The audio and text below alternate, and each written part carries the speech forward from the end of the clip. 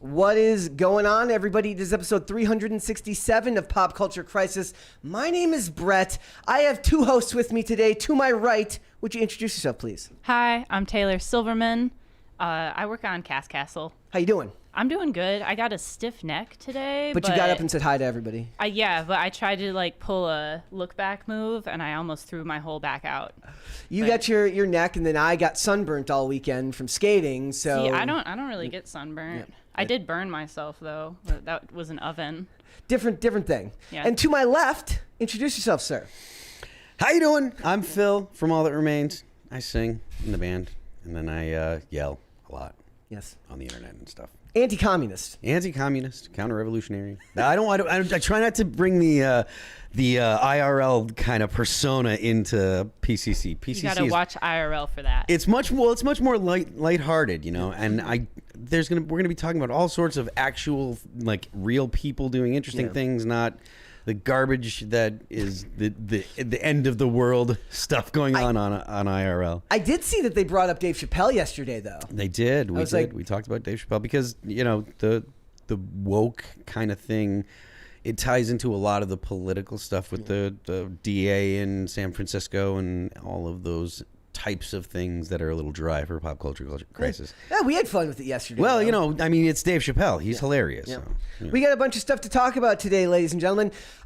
Every time I get into something like this, I have to offer a mea culpa. Look, sometimes in life you're wrong. It happens. Yesterday, I did a cringe of the day with Martha Stewart. And you know what, guys? I was wrong. Okay, we're going to talk about Martha Stewart, who has triggered a bunch of journalists with her Sports Illustrated swimsuit cover because she dares to tell people to live healthy. That's a serious thing. They're mad at her. Yeah, that's what it is. They're mad at her for you saying hey, live oppressive. Healthy. Based. That's the word they use too. They use oppressive in it. It's a health oppression. With Martha Stewart, it's not based BASED. It's based BASTE, like you baste a turkey. That's she's the whole that's a homemaker famous thing, right? Yeah, she's based. There's actually a Thanksgiving meme that always goes around on the libertarian meme pages. It says based turkey, and it's like a basted turkey, and then it's based turkey, and it's got a gun and a bunch of moonshine. Nice. Yes, it's fantastic. We're going to talk about Martha Stewart. We're going to talk a little bit about this very expensive writer's strike that's going on in Hollywood right now. There's some estimated numbers about what it's costing the economy of California each and every day, which tells you a lot about why you shouldn't put all your eggs into one basket with your industries in a certain area. We're also going to discuss Brie Larson. We don't talk about her as much as a lot of other channels do. We're going to talk about Brie Larson. Boo. Well, you know what? She got furious at a journalist for actually doing his job. She was like, "What? A question I don't want to answer? How dare you?" It's a Brie Larson story, which is just, and then you throw on the fact that it's not like a Brie Larson story where she actually does something nice, and that's why it's a story. No, it's just Brie Larson being herself, and you're like, extra. Exactly. We should always play the clip of her saying, I don't need a 40-year-old white guy to tell me how to feel about a wrinkle in time. See? That's actually the sound I made while reading the article. Good. That's the correct sound. We're going to talk about that, and I want to get Phil's take on Lil Wayne literally just ending a concert and leaving because he said that the crowd wasn't hyped enough. I had a feeling Phil might have some type of insight that I might not be able to understand. Yikes. Yeah, is that a big yikes? I mean, look, man, they paid to see you perform. You didn't pay to see them perform. Yep. If they're not jumping up and down doing the stuff, guess whose fault it is? Also, it ain't theirs. They technically paid their money to not jump up and down. Yeah, they paid to be there. I mean, I understand how absolutely soul draining it is to play for people that are not interested in watching your band or that are not interested in your music, not interested in whatever you're doing. I get it. That is no excuse to act unprofessional. The people that are at that show paid for something, that a performance by you have an obligation to get up there and perform for them. I get mad when people on stage have a problem with their gear, problem with their ears, problem with their guitar, whatever. If they take it out on their techs and they let the crowd know that they're angry, I have a problem with that because they're up there to perform for people. They're not up there to have a temper tantrum. Mm-hmm. You're having a bad day at work, suck it up and work. You're not up there to so that way the crowd, you're there to perform for the crowd. If you're behaving badly and not putting on a show, and if that crowd notices that you're having a problem and you're making us think about it, you're taking away from the people. You're ripping those people off. The show must go on. Absolutely. Sounds like he showed up quite a bit late. Yeah. His own show also. Like 3 hours late. We got So bad. But it's also kind of funny because it kind of applies here too, right? Like you have to, if you're having a bad day, you can't really let it show in the way that you might like to, because one, people then smell blood in the water, and the internet is known to always be able to go after that, right? Yeah. But it's kind of your job to be able to put it aside, and Absolutely. on any given day, it's one thing when you want to discuss something because it interests you at any given time. It's another thing to kind of have to do it when you're not in the mood to do it, which is a completely different thing. And I'm assuming the same exact thing would go for music as well. Yeah, I mean, look, when I was driving in yesterday and I was stuck in traffic, I was cussing up and down, and I was mad. I got up here and I sat down, and I wasn't taking it out on the chat. They're they're just here coming to hang out with us, and so like, how would I be anything other than a complete and total narcissist asshole if I sat down and was just, I don't even care about this. I know it's all stupid. I don't like that guy. And just, poo-pooed all over it. Like, the people that are watching PCC deserve to at least have a person here that is interested, that is acting like they're interested in being here. Sure, there are going to be stories I'm just like, I don't care, right? Like, fine, that's totally going to happen. But that's going to happen on IRL too. There's times when I don't really care about this particular thing, and it's still like, you owe people that come to see you. If they come to spend their time with you, you owe them at the very least what you're telling them they're going to get. Yeah. I wonder if in a situation like this, the audience is like refunded at all.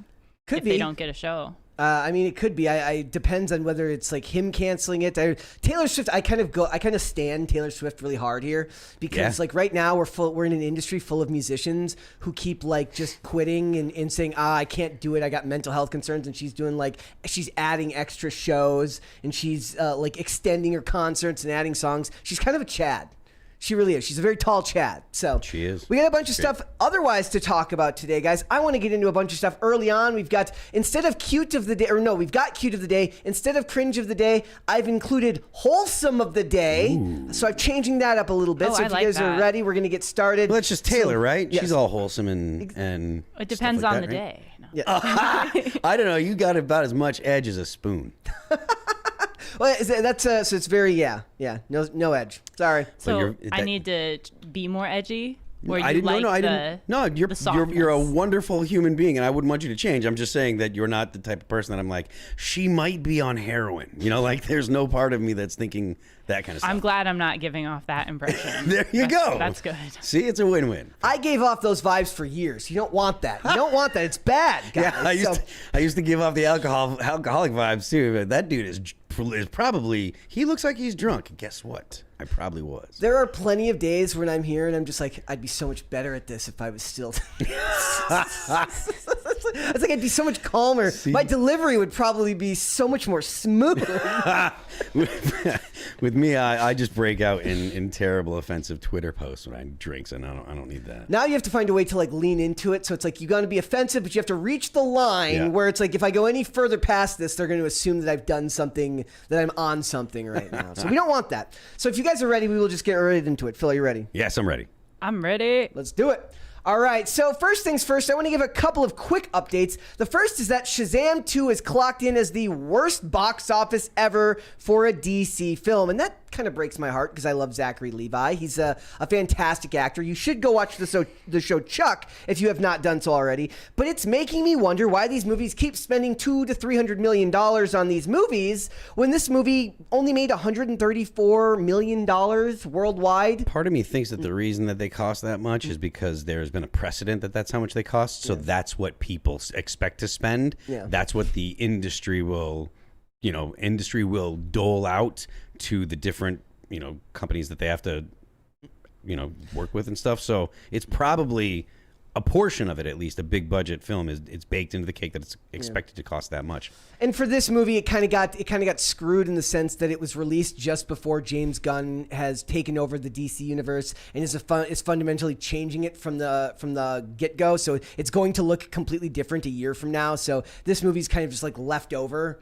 And it's just got to be released. Same with Aquaman. So it's like I'm trying to think of what an analog for that would be in the real world. But it's kind of like something's just been given there, and they're just kind of getting it over with before they move on to something that's clearly more important to them. I can think of that in an analog in the music world. Can you give me that? Yeah. So there's a band that's got one record left to do with their contract, and they've got a lot of heat at the time, and they've got another label or other labels that are looking at them. They will go ahead and poop out a record that they don't care about, just get one out fast to end the contract so they can sign the deal with the new company that's giving them the big check. Sometimes that works, sometimes it doesn't. I know cases where it has worked, and I know cases where that exact thing has happened and it has not worked out for the band at all, but it does happen.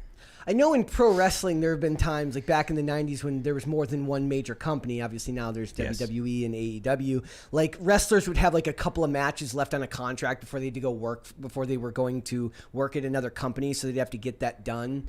So that would be kind of a thing.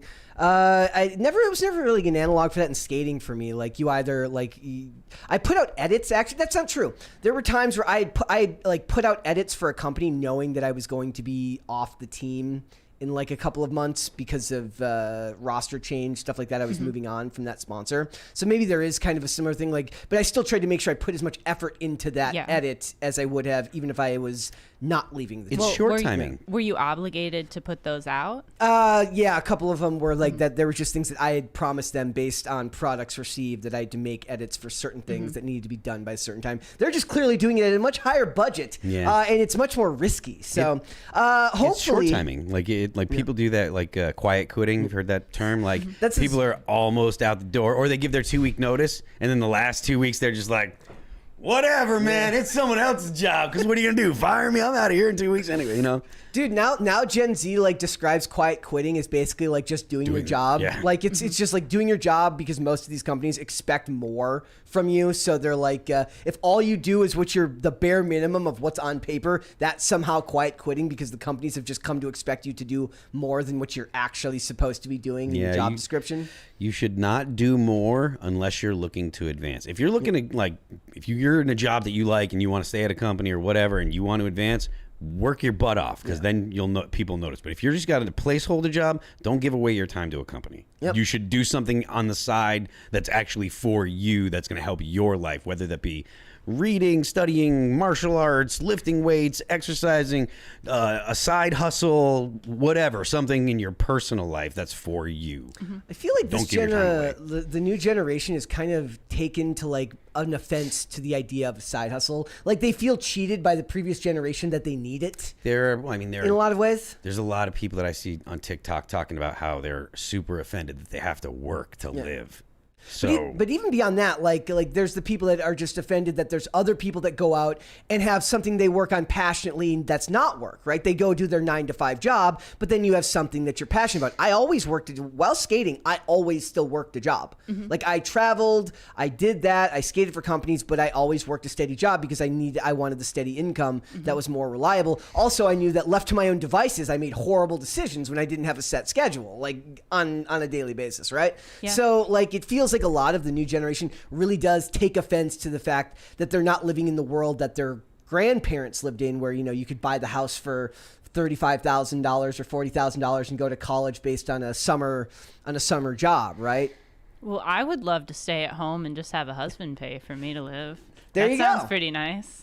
I think we should go back to that. We're going to get back to that in this company. But being a I'm homemaker is a job too. Yes. Raising kids at home or homeschooling is a serious job. Have you ever seen the Bill Burr skit, Being a Mom Isn't the Hardest Job? I don't think so. You should watch it. It's very funny. He points out that it may be the most important, but maybe not the most difficult job of all time. You should watch it. It sounds offensive, but it's good. No, that should not. If you listen to just listening to the words that you said, that should not offend anyone. Being a mother is not the most difficult job imaginable. That should not be offensive. Breaking rocks, literally physical hard labor is harder than being a mother. Like, I know which one I would choose. yeah, I mean, it's like, and that's not saying that it's easy to be a mom. It's not saying that it's not stressful to be a mom. It's not saying that you don't have responsibilities and all this stuff. But it's not like the pinnacle of difficulty that human beings can imagine. Yeah. Plus, we should go back to comedy, not offending everybody. I think firefighting is probably harder than being a mom. He says, like, how about, like, he said, I thought roofing in July is a redhead. Like, That's probably pretty rough. Lift with your knees and put the DVD in the DVD player. That's what he says, like, for the kids. So Yeah, there you go. we got this. Also, did you see Elon Musk? You better not be tweeting under my account again. Oh, you better. So Elon Musk says that George Soros reminds him of Magneto. And then somebody, I didn't have the picture pulled up, but there's this amazing picture of Professor Xavier, of Professor X and Magneto across from each other, and it's Soros and Elon Musk next to each other playing chess. I mean, I can understand why Soros gives off like movie villain vibes. Yeah. Like the if you read the papers that are released by the WEF and the lofty goals for humanity that the WEF has set, that they haven't actually asked anybody if they're really into it. They're just like, these are the things we're going to do. Like, without talking to the people, without having, like, the people's actual input from these many, like, the whole world would be affected if they were to actually get what they want. They're talking about literally ending air travel. Yeah. They're talking about... They still want to do those underwater railways or whatever. Remember the underwater railways they kept talking about back in the day, like during the Green New Deal? I don't know, but there was something released just recently that I listened to a podcast on, and the things that the WEF is talking about doing, all in the name of sustainability and renewable energy, etc., they're definitely the kind of thing that means that, like, we put the brakes on all progress, literally all progress, and stop all progress, because everything makes carbon, and we have to get to carbon neutral, which means nothing that we do makes any more carbon, and I mean, that means that you have to stop heating your homes. Mm-hmm. Companies can lie about that anyways. Google has been claiming to be carbon neutral since like 2007. Well, I'm like, I don't know if I buy that. Yeah, that's the thing. But what'll happen is the government will put limitations and regulations on the people. Yeah. But they won't put them on the companies that actually make the actual impact. So your average person, their life is going to be significantly worse. Their standard of living will go down significantly. The travel will be off limits. Like, you're not going to be able to travel significant distances because they're literally going to get rid of air travel. Yeah. So these kind of things are really not good at all. And these are the kind of things that George Soros' WEF is talking about implementing because of their fear of climate change. So he is Magneto. That does sound pretty comic book villain kind of thing, because if you put that kind of limit on carbon production, that's putting a limit on energy production, and energy equals life. Yeah. If you have to reduce the amount of energy your society is allowed to use, people die.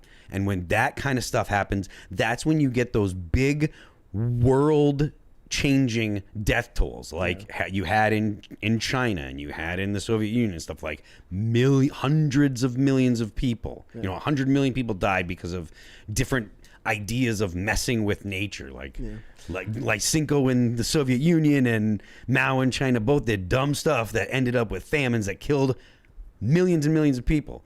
You do this kind of stuff where you're not allowed to use fertilizer, which is one of the things, because it's petroleum based. You're not allowed to use fertilizer to make food. There will be starvation globally. Yeah. So like George Soros, and that's what Elon Musk is talking about. Yeah. The plans that they have to control climate change are going to kill lots and lots and lots and lots of people, on the order of the Holodomor in the Ukraine and the famine in China. that will be the future if they put limits on how much energy can be used. So I just figured that Klaus Schwab just looked like an evil villain because of that outfit he wore from that. It was like, what was that from like a graduation, like it was like some type of commencement speech while I was wearing that weird outfit, which is where all those memes come from. I don't know what commencement. I don't know if it was a college or whatever, but it was some type of like presentation speech where he had to dress up in that weird robe that makes him look like a supervillain. it looked like something from a movie. Yep. It could have. You know the Galaxy Quest, that movie that. He could totally have been in that show, like with that outfit. I rewatched Enemy of the State last night. You have to watch this movie. Wesley liked the picture that I posted about it earlier too. So it's about the surveillance state pre 9/11, and it's a thriller from Tony Scott, and it's got Will Smith back when Will Smith was kind of in his prime, not the kind of shell of who he is now, Will Smith, and it's got Jack Black and Seth Green has an unlisted cameo in that movie, and I didn't even recognize him. Seth Green going all the way back. You should check that out over the weekend. You won't regret it. Yeah, Wesley's got a list of like 100 movies. You got to watch that one. Did I tell you what movie he got me for my birthday? No, what? Which I think is actually out of print, and we didn't realize this until we tried to track it down and realized how hard it was to get. Say Goonies. Sling Blade. Oh, one of my favorite movies of all time. Nice. I cried for like half of it. If you have a couple and a half hours, go track down Sling Blade. Yeah. That's one of those movies that couldn't be made today. No, I mean, not with. It would have to be done with like a committee of people to portray that character. What they would have to be considered as like fair and in safe. Right. Well, I'm glad that it happened in like 96 or 95 or 96. Was it 95? Yeah. It's sometime Mid-90s. around then. But that movie is gold. Gen X Master Generation was. It's a drama, but it kind of plays as a comedy. Depends on the mood parts. you're watching. Yeah. You're watching it in. So, all right. Also, Michael J. Fox made a very interesting comment. He says he doesn't think that they need to make a Back to the Future reboot, but he doesn't care if they do. He says, "Look, I got paid already. What do I care?" Beast. Yeah. They don't need to make a remake of everything. No. Back to the Future in particular is one of those films that was so. It would be like trying to remake E.T. I don't think it would work if you tried to redo it now. And I'm actually surprised they haven't tried to remake E.T. given all of the marketability that there would be behind selling toys. Yeah. Right? I think the movies that stand the test of time and are consistently good for years and years, you don't need to remake them. Do you have a favorite? Like, can you make it better? Is Sling Blade your favorite movie? I got like some favorite movies other than that. That's been my favorite recently because we just rewatched it. But I do like Tarantino films. Okay. I like the earlier ones better. Like I love Jackie Brown. I love Reservoir Dogs. Pamela Green is. One movie. Oh, you know what movie I love? Mystic River. Yeah? Great movie. Yep. I really like No Country for Old Men.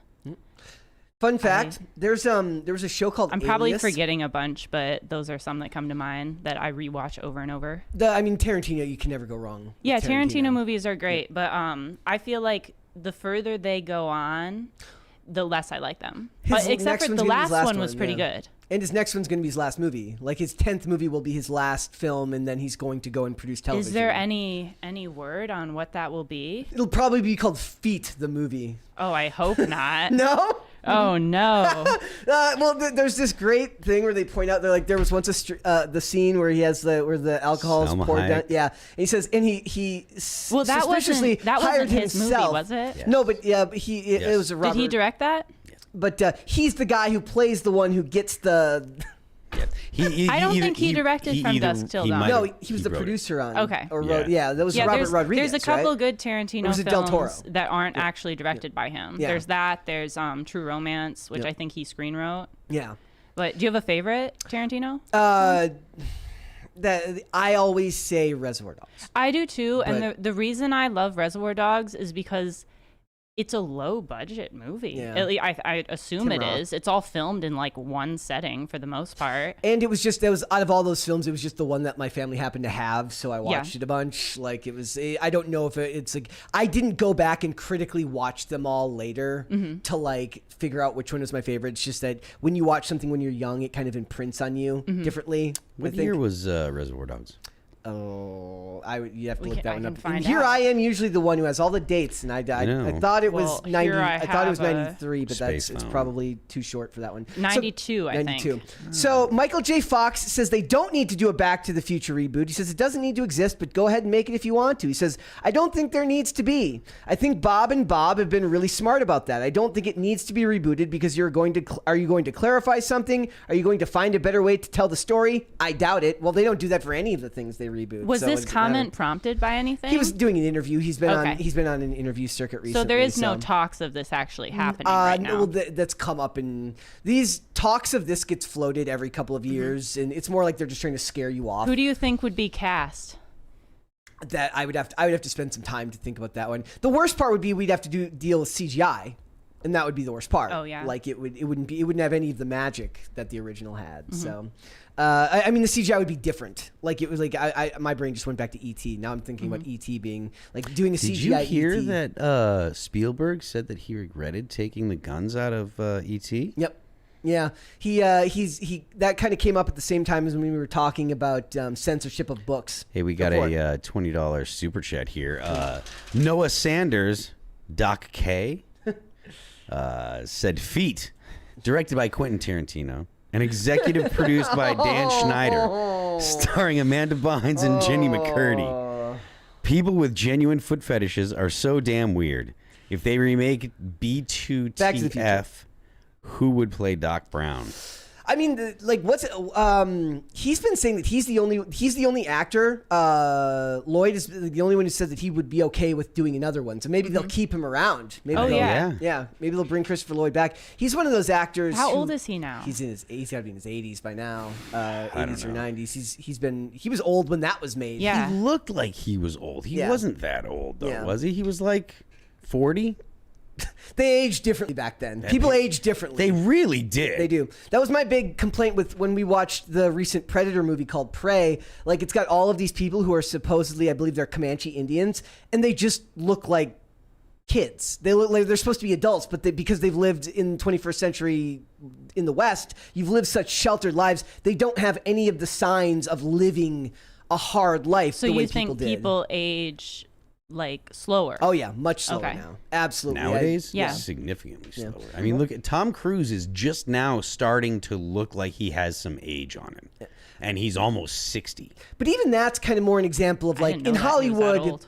In Hollywood, they just have good doctors. In general, you look at high school kids. There's a lot of these videos that go around on Instagram where it's like videos like where some kid had like a VHS camera and he's filming his school in Sure, like yeah. 2003. It's like on a mini DV camera. Yeah. And the kids look like they're in their mid 20s, right? Like a lot of them do. Like if it was like my brother's graduating class, which was like 98, right? They just looked older at that time. Well, in most movies, the high school kids look older because they they are in their mid 20s. They're in their mid 20s, yeah. There's a great meme where it's like me in high school and says like Netflix high school kids and you're just jacked. like nobody his age could get that physique yet because he's like you're 16. You just haven't been able to lift weights long enough to without do that. juice. No, so it is what it is. I don't think they need to remake it. Like I said, I think this is along the lines of E.T. that it should be left alone. It doesn't need to be touched. And it goes along with what Arnie said. He says that he kind of regrets doing the last two Terminator movies. He said they weren't written very well. Shocking. I mean, shocking is an understatement. And the thing is, like someone like Arnold Schwarzenegger, it's not like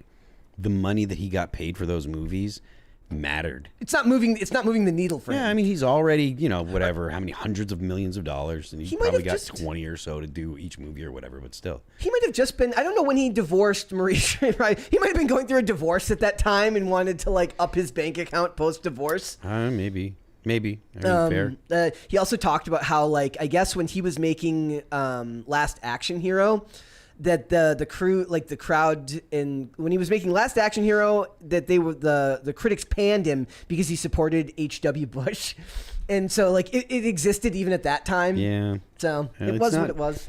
It was significantly less intense back then, but, Yeah. there's been partisanship for a long time. That's not anything new. All right, guys. I thought of another favorite movie. This is like a feel-good film. Go for it. Soul Surfer. Oh, okay. Watched that like 3 times like the past couple months. Have you seen Rad? The I don't biking think movie. so. You should seen watch. Rad. You I seen don't think Rad? I've heard of that. Yeah. It was a biking movie from the late '80s. It BMX, came out the yeah. year I was born, and it's my favorite movie not of all time. I think Heat is still my favorite movie of all time, but it's my favorite kind of overcoming the odds movie of all time because it was an action sports movie at a time when action sports movies were so they were kind of coming into their own. Obviously, Gleaming the Cube. Yep. A lot of these movies We were were coming just out. talking about rewatching that the other day. So in this movie, like Talia Shire, who produced the movie, she's from Rocky. She hated it so much that she bought the rights to the movie so it could never be released. And then Nice. eventually, in the last couple of years, resold them to a streaming service. So now it's available to download. Yeah. But I love that movie. It became a cult classic. Like they have like Rad Fest in Toronto every year, or in Canada where the movie was filmed every year, where they like reenact the movie. And the star of the movie, Bill Allen, ended up being like, he's been forever kind of associated with that film. So like he still rides his BMX bike at these. It's like a lot of Good for actors end up him. doing conventions and stuff like that. You know how that is. Like a lot of like comic book actors on TV, they end up on the convention circuit. Same with sci-fi. He goes to these BMX conventions and does like stuff for those. That's cool. Yeah, for him. had Lori Loughlin before she went to jail. It was actually before Full House, let alone before she went to jail. Yes. And Phil, do you have a favorite or favorites? Movie? Yeah. I mean, movies like the original Star Wars, Okay. Indiana Jones, Ghostbusters, E.T. I'm assuming the new woman Ghostbusters, right? You're Just assuming kidding. incorrectly. The stuff that really kind of The classics. speaks to my age too. You know, I was a teenager, well, young when that stuff came out, but I remember when, like, I was a little kid when Return of the Jedi came out, and I was super excited, and Indiana Jones was the coolest thing in the world. So I all that stuff is part of my childhood. So not only are they actually great movies that really took storytelling and really made it something that was really fun and modern at the time, and with special effects were something that was really starting to get believable on camera. You know, it wasn't, you know, when Star Wars came out, that was the first time that you had, you know, spaceships look like they were in space, and all that stuff was super magical to me. So those are the kind of things that I And really they still have love. some like nostalgic feel. A little bit, for yeah. That time in your life. Yeah, again, because I was a little kid, Yeah. but I did see this stuff on the big screen. I saw all the Star Wars movies, even the first one. I was like 2.5 when I saw when the first Star Wars movie came out, and I went to the drive-in with my mom and dad, and it was like one of my first memories is Star Wars with mom and dad at the drive-in. So yeah, Yeah, I have movies like that some of them are really good, some of them aren't, but I just remember my dad showing them to me, and it was like an event. Like, you have to see this movie. Are you excited to go see the new Dial of Destiny, Indiana Jones? not really. How many are there now? 4, right? Too 4 or many. 5. Not excited to go see it? No, I mean, not really. No. Okay, well, you know what? I had to at least ask. I had to ask.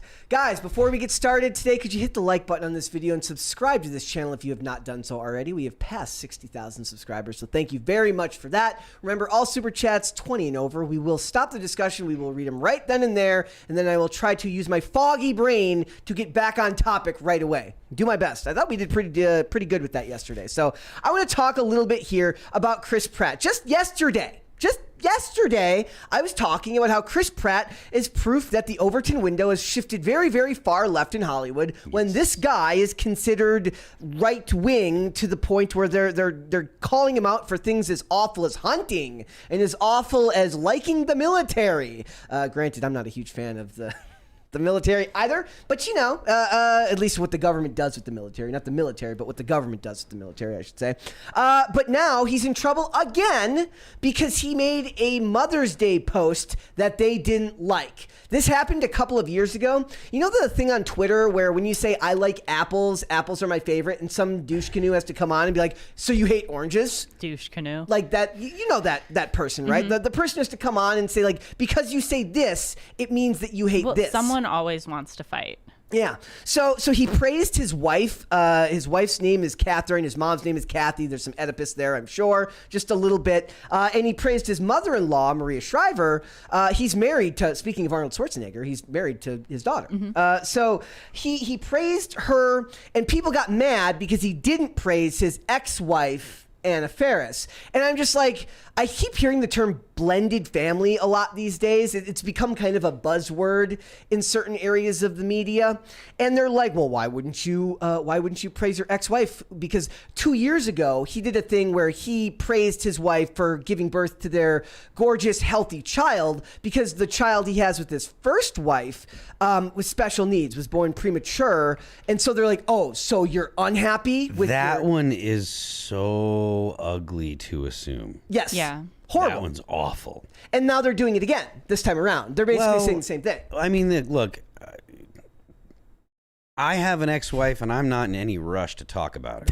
Okay, that's all there is to it. So, like, I get it. If like he's got a wife, that he's got a family, and he might be totally cool with her. Yeah. But again, like I'm not in any rush to be like, oh, ex-wife. Like, no, do your thing, and you do your thing over there. Like, they also point out that Anna Faris, the ex-wife, did not make a Happy Father's Day post on his special day. Let them be separate. They separated for a reason. Let them be separate.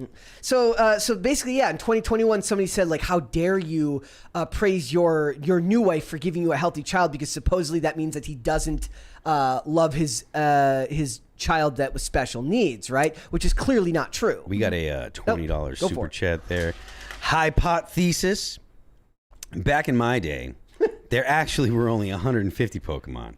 My brother's kid turned 2 around the time Ash finally left the anime. Let the indoctrination begin. Look, I'm the same. I had red and blue Pokemon on Game Boy. I watched the television show, and there's this amazing video from this account called like 90s Kid Life, where he does the song "Return of the Mac," but it's an Ash Ketchum theme song. You have to hear this. It's incredible. I wish I could play it on air, but it would take me a minute to go and find it. But it was absolutely incredible. So it's just Chris Pratt can't really win when it comes to Twitter. Have you noticed that? No, he cannot, because God forbid he has opinions that are not the opinions of communists. Yes. Well, did he respond or just let it blow over? He's kind of, this is what they like about him. They like him because he doesn't say anything back, so they feel like they get to just use him as a punching bag, and he doesn't respond. He actually responded later after the fact about the original comments about my wife for giving me a gorgeous, healthy daughter, where he says like, oh, my son's going to read that one day and he's going to be appalled. I'm like, your kid's not going to go back and read your... Like, I don't know if your kid's going back and reading your Mother's Day posts from 15 years from now once he's an adult, but maybe I'm wrong. Like, that seemed like he was kind of capitulating in a weird way, right? Yeah. But somebody said on the old one, they said, this literally is so gross. It reads like, my wife gave me a healthy child, unlike you, Anna Faris. I hate everything about that. Yeah, it's kind of awful, isn't it? Like, I would never want to be a celebrity. I would never want to be somebody at that level who has to like deal with stuff like that and actually have social media. Like, it would be a gift if I were him to just have a social media manager and not have to do anything on my own. Perhaps in he regards does. to, like, he might. I feel like a lot of celebrity social media isn't run by that person. Yeah. Like, also, it's like, then it's like weird. Like, you're just some social media manager writing some lovey-dovey, like, Mother's Day post to people. Cardi like, B's run by Cardi B. Yeah. Nicki Minaj. I think Nicki Minaj is too. Because they do their lives. They're hilarious. They do really funny Instagram lives. They're so great. They're kind of like the funnier version of an AOC Instagram live. Remember the one where she was like over the sink and like she like put the can in like the garbage disposal? No. Right? Does anybody remember that? Wait, maybe I'm misremembering that. Like, she put like a... Chat, fact check me on that one. Did she put like we got a $20 That sounds dangerous. $20 super chat from It Is I. Hi, Phil. I can't afford for you to see this on IRL, but I've never come across someone whose political philosophy I identify with so much. You make me feel not alone, and there are times where that's more than I can say. Thank you.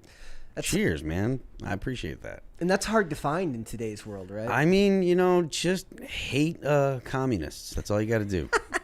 I found you're that not alone. That's right. The ability for like even if nobody else told you this, but the ability to get like one negative message from somebody that you were close to can make you feel more alone than 100 hateful comments from people that you don't know. In a lot of ways, because it's worse when it hits closer to home, when it's somebody you share experience with. Like, here's the thing. Like, if somebody says something negative to me, we'll use the channel for example, right? If somebody says something negative to me, it actually cuts worse if they don't say other negative things. But if somebody says like 10 negative things, I'm just like, okay, dude just hates me. Fine.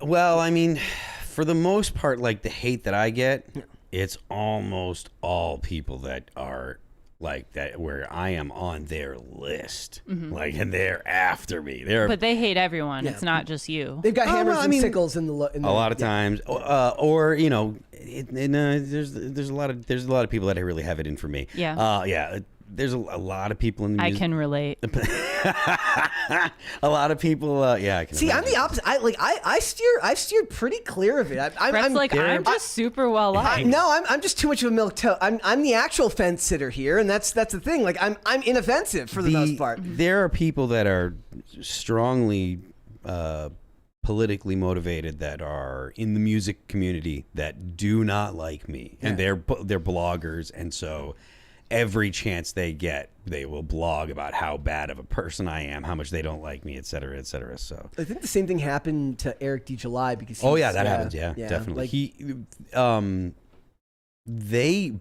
they got away from the music industry fairly well sooner than we did. Like All That Remains, like we were talking to different labels about releasing our next stuff, but it's like, do they really want all the baggage that comes with that? That's the thing. Like I got an offer today, and it's a really great offer and stuff. But it's like, I mean, it'd be a great offer if I wanted a label, but I'm kind of like, do I really want a label? I can put it out, and we can promote it and stuff. I can do all that on my own. So it's like, I don't know, but we'll see. It might be something that we can work out. But that's where it's at. So.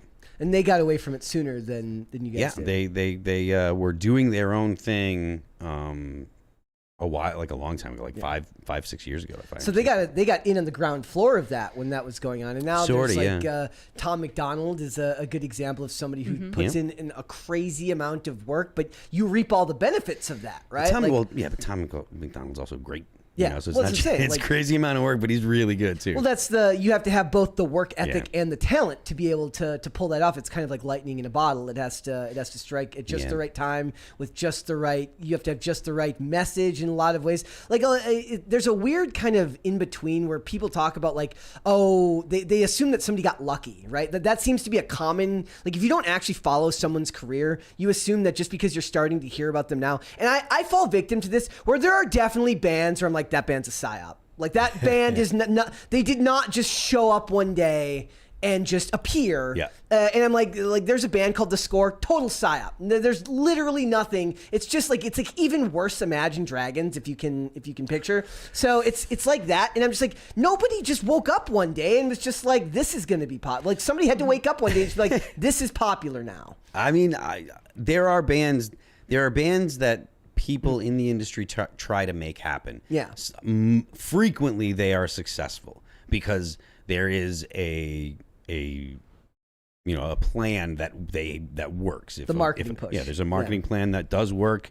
You have a good hook, you have the right look, and you get the right marketing push, and you can make a band happen. Sometimes it doesn't. There are some bands out there that I'm not going to poke names at, but there's some bands out there, you see them on a lot of big festivals and they have good spots, and they kind of came out of nowhere, and it doesn't really seem like they've got a whole lot of stuff going on outside of like the industry or people that are in media talking about them. So, and you can kind of tell when it's organic and when it isn't. Yep. Yeah. The funny thing is the same thing happens with actors. There's absolutely actors that Hollywood tries to like make the next big thing. The big inside joke used to be like if you see a movie and it says "and introducing," it's about to be somebody who's never going to make it, because like if they use the "and now introducing" label, it's kind of like a jinx. Like they're not going to end up not succeeding because of that. Poor guy. Skating used to do a lot of that, like where like companies would release a video profile with somebody who was like a new talent, and they would put "now introducing this person who's like now supposed to be like the next big thing in the industry." Then nothing happens. I think skating was more successful at that than Hollywood was. They tried to do that with smaller world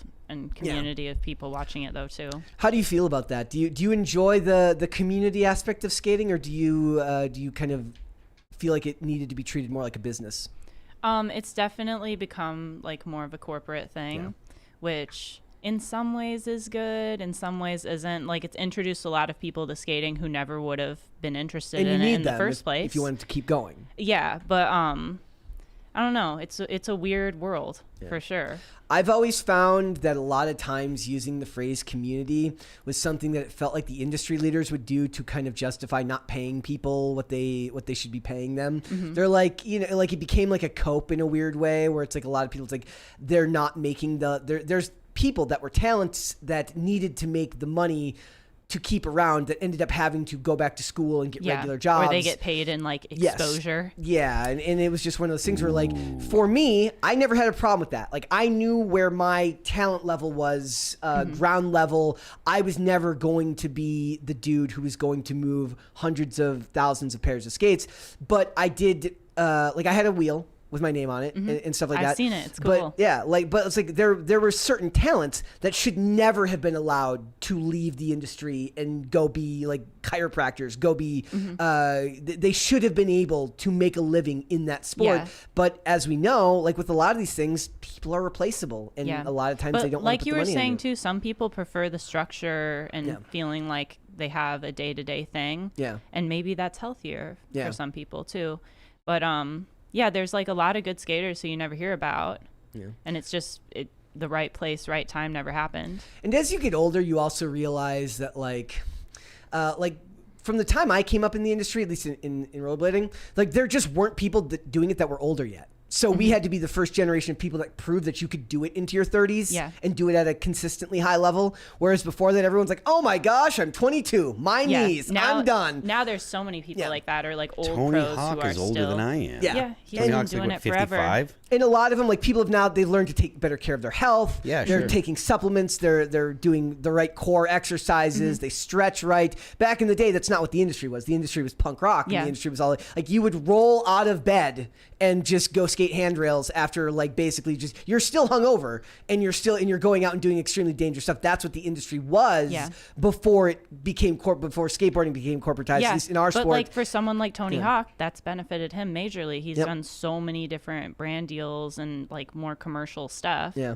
And so many cameos. He's in a ton of films. And he is, isn't he? He's kind of like he's like the Ed Sheeran. He's made a career out of it in a way that a lot of people would never reach. Yeah. I enjoy the skateboarding documentaries on YouTube, like the ones that like break down like individual people. Like those are kind of like because there's a lot of fascinating stories about people that came up in like the gold rush period where there was a lot of money early on, and then they have these crazy stories about what's happened to them. Yeah, and we've been following Bam Margera because he's going through like the worst of the worst right now. Our bass player Matt used to be in CKY. Really? Yeah, so he's seen some stuff. Yeah, I've heard some stories that I will not be relating on. It was the 90s. It was the early 2000s. It was a different time. Yeah. In 2000, I think social media changed it a lot too. Yeah. Oh yeah, for us, like in our industry, not to go off on a tangent, but like it was one of those things where when I got started, you were expected to make video parts. So you would film a part, it would be in a video, or you would submit clips to filmers who would put them in the montages of those videos, right? And I was like, I'm going to put stuff on YouTube. People weren't really doing that at the time because YouTube was fairly new. It was like 2005. So like right around the time YouTube started, I was like, look, DVD players are going to go away. They're not going to be long for this world. Like eventually this medium is going to change and look where it is now. Like I've had to explain to people, I'm like, there was a time where you had to literally have a friend who had a camera. Yeah. Now everyone has a camera in their pocket.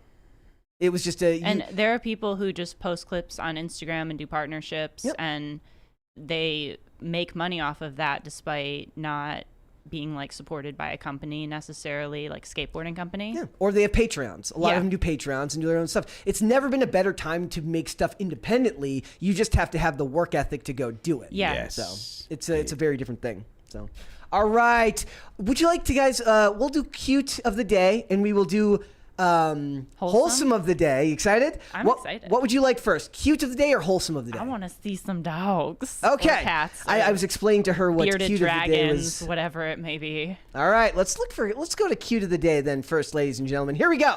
So first of the day, this is from Billy G on Twitter. He says, please consider this one for today or another day, #PCC Pets. So let's watch this dog run here. So he runs. Come on, bud, come up here. Nice deck. Good boy. Good boy. Good boy. Oh, there's another one. You're a good boy, too. Give that dog a treat. Yes, somebody give that dog a treat. Very, very, very cute. What the hell was Very that? cute, good boys. What? Where was the treat? The dog come all the way up the stairs and like, there's no treat for the dog. What's wrong with you? He's like waiting for it. He's like, okay, I came. Right? All right. We got a Poor couple more. dog. So Do we have names for this one did good not boys? list. This one did not list them. But usually they do. We've got the next one here. Oh, we got a $20 one right there. Oh, here we go. RK4. I like the brindle coat. Yep. Glenn RK4. Question for Phil. I saw a band with my girl before the show. We say one of the members we saw each other had the shirts on. Should I have said hi or try for a photo or just take the head nod and let him enjoy his Subway? It depends on the band and who it is in the band. Most of the time, if you're like, yo, can I grab a picture? Just so long as they're not like actually mid-shoving food in their face. Yeah. It's like literally halfway through eating the sub. Yeah, like let them finish their food. Because, Yeah. it sucks to get when you're eating, it sucks to get interrupted. Let them finish their food. But if they're not eating, be like, yo, dude, can I grab a quick pic? If he's not eating, it's like, yeah, whatever. Most of the time. That's how I look at it. But Like, do you find it flattering when someone comes up in public Oh, and yeah. is like, oh, I love your music? yeah, it's super nice. Yeah. That's the kind of affirmation that it's something that most people don't experience. And it's a super cool thing. Are you ever like sitting at a restaurant and there's just a table of people who keep looking at you Oh yeah. and you're like, they must. It they doesn't must know. happen. So it doesn't happen like normally, but it happens when I'm on tour because when I'm on tour, we're stopping in town.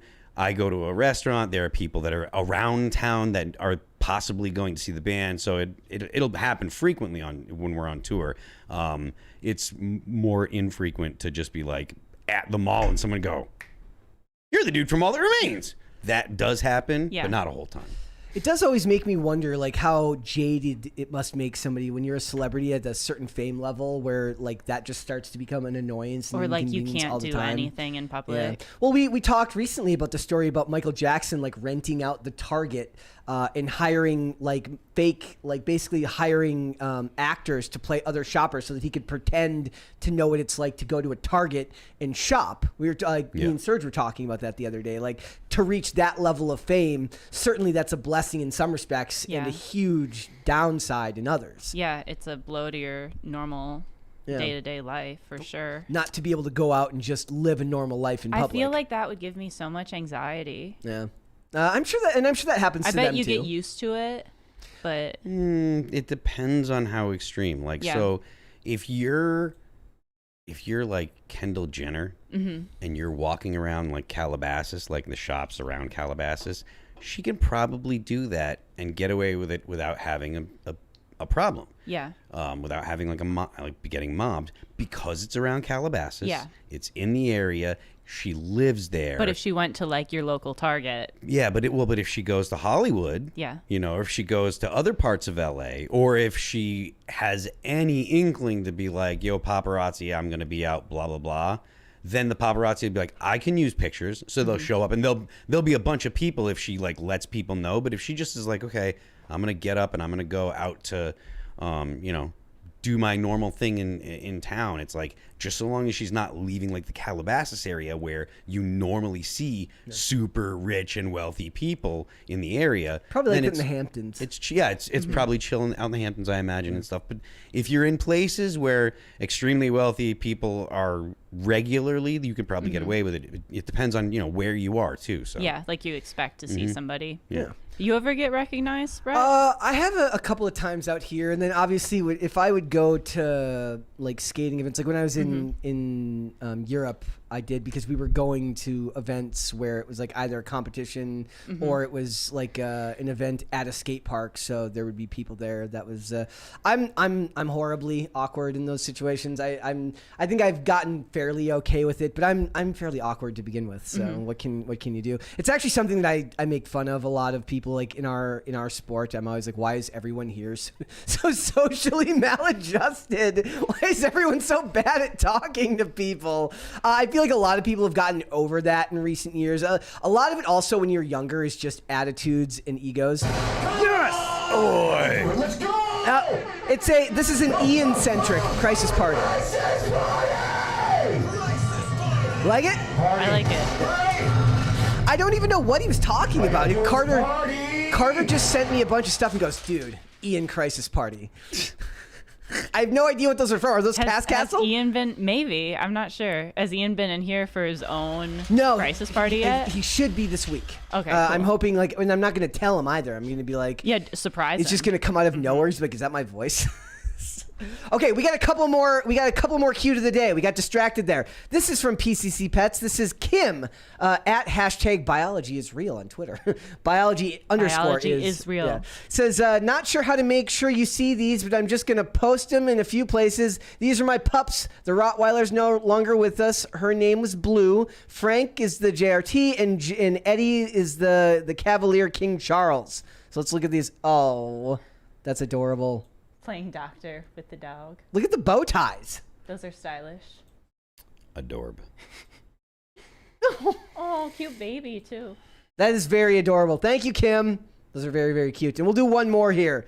So this is Airbud's great-great-grandson Corn Pop guarding Illuminati headquarters.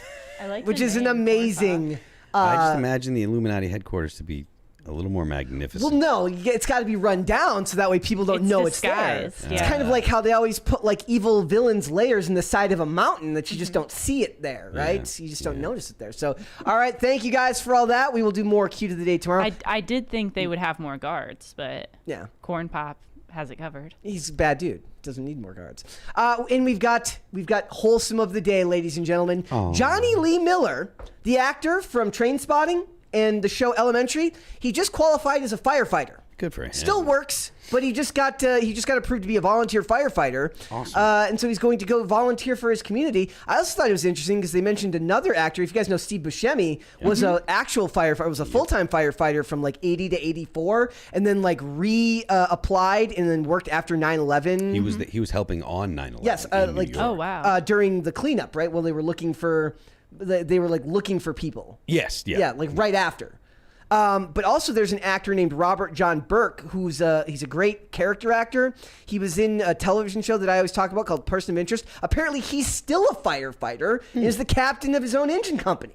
I didn't know that. Good stuff, man. That's good. Yeah, right? Like very part good. I mean, for your community. Like there are very few professions that I can think of that are more noble than firefighters. Yeah. Right? Like even people that don't like cops would be like, well, the firefighters. Yeah, running into a burning building to save to lives. save people's lives. That's some hero stuff. That is exactly. So like good on you, and we need more dudes like you. That's awesome to hear. It also means that if they ever make a remake of Backdraft, they can just hire There you him. go, They can right? just hire him to do Perfect. it, right? So he says, he wrote, today I qualified as a firefighter, one after a 5-month course at the Suffolk County Fire Academy. Huge thanks to all the instructors and especially Chief Sicilian, who took great care of Class 2 and never got mad at us externally. So I like it, right? Like I want to have more stories that kind of leave me in a better mood sometimes. Absolutely, man. Somebody who just goes and does something good for his community.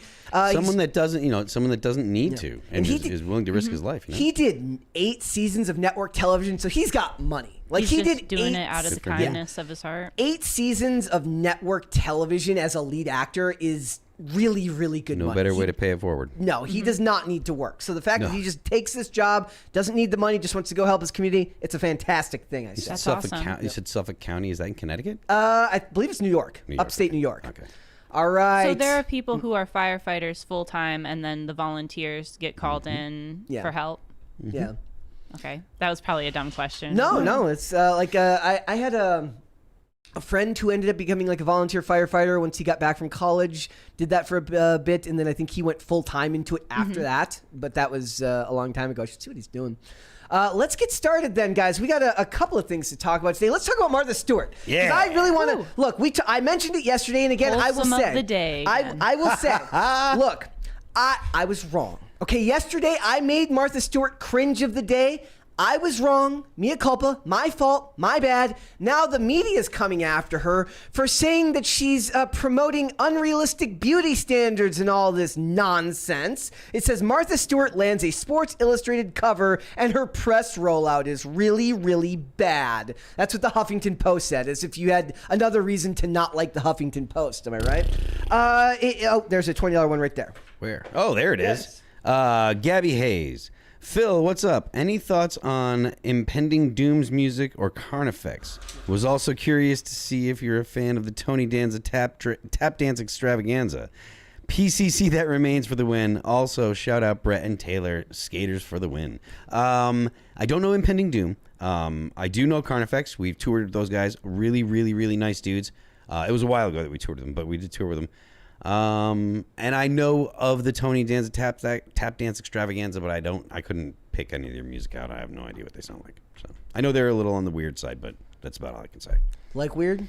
I mean, I love Clutch and I love like Primus. So there are some weird bands that I like, you know. But I don't like, I don't know. I think I might like Primus because of their association with the 90s. So yeah. All right. So Martha Stewart is getting called out because they're calling it toxic diet culture, which basically means we want you to be fat, lazy, stupid. It means she put the fork down and it worked. They said they're basically, I say this, they're not fans of self-discipline. No. They want you fat, lazy, stupid, and dependent on the system more than anything. And the person who said this, the most egregious part about this, is the person who's calling her out on this is a supposed dietitian. I can believe that in a weird world now where everything is upside down and inside out. I believe that. So it's not like she's saying anything crazy. No, she's just she saying, says I did Pilates, I cut out some bread and pasta. She's like, I cut out carbs, and they're like, how dare you? Good skincare. Yeah, she says, I didn't starve myself. She explained how she prepared for the shoot, but I didn't eat any bread or pasta for a couple of months. I went to Pilates every other day, and that was great. I'm still going to Pilates every other day because it's so great, and I live a clean life anyways, good diet and good exercise and healthy skincare and all of that stuff. That was the big... No. The chat is full of people. Oh, it's Bert saying wood. Yeah. Of course it is. What's up, Bertman? What's going on? All hail Bertman. So, after she says, my mom was my role model, said Stewart, referring to a throwback photo of a poster from Mother's Day. So I want to point out the point where she says right here, she says, the problem, this is the article now, this is the lady who wrote this article, she says, the problem with upholding diet culture, argues Christy Harrison, a registered dietitian and the author of The Anti-Diet, that's a real thing, is that it oppresses people who don't meet a supposed health ideal. This, in turn, disproportionately harms women, femmes, trans folk, and people in larger bodies, people of color, and people with disabilities, damaging both their mental and physical health, Harrison explains to the website. Fat shame, fat shame, fat shame, fat shame. That just makes me want to fat shame people. It's literal health Marxism. It is. It's health. Is that a term? Yeah, it's got to be a term already. The thing is, all of the sociology departments essentially now have been infected with that kind of,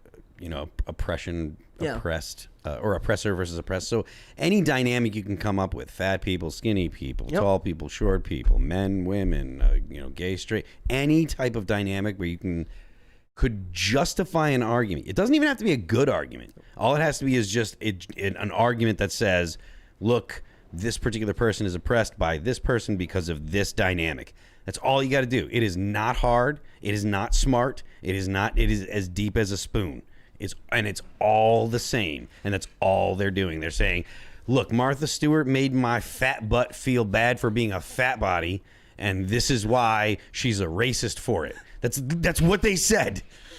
That's what they said. They went on to go and talk about, people of color and stuff in it. It's like, once you get to that, once it's like, oh, you dieted, racist, that's dumb. It's just, you can't take it seriously anymore. It's like when they said time management was racist. That was my favorite. Yes. What, drinking coffee? Yes. Well, everything. You can just Google like this in racism, and there's like trees are racist. I remember that. But they say diets have morphed and shapeshift into the wellness thing that is now so much harder to detect. The wellness diet is about demonizing some foods while elevating others.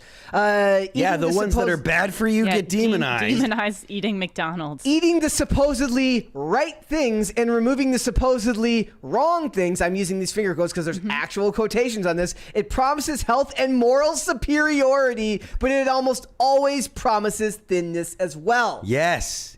Because if you eat cucumbers as opposed to Funyuns, you'll get skinny. And I say that as somebody who loves Funyuns. I mean, I've eaten a Funyun. I think moderation when it comes to eating is important. Like, you can indulge Moderation when it comes to power dynamics is but what these people need. To act like being healthy is oppressive or wrong or hurting anybody is ridiculous. It might look different to different people. There are people on the left that are that their motivation is literally the inversion of reality. They just want everyone to be victimizing them at all times, no matter what. Well, it's a power play. If you can claim, if we live in a society where victimhood is currency, if you can make yourself a victim, you literally enrich yourself. Hey, got a $20 one, Chris Noski.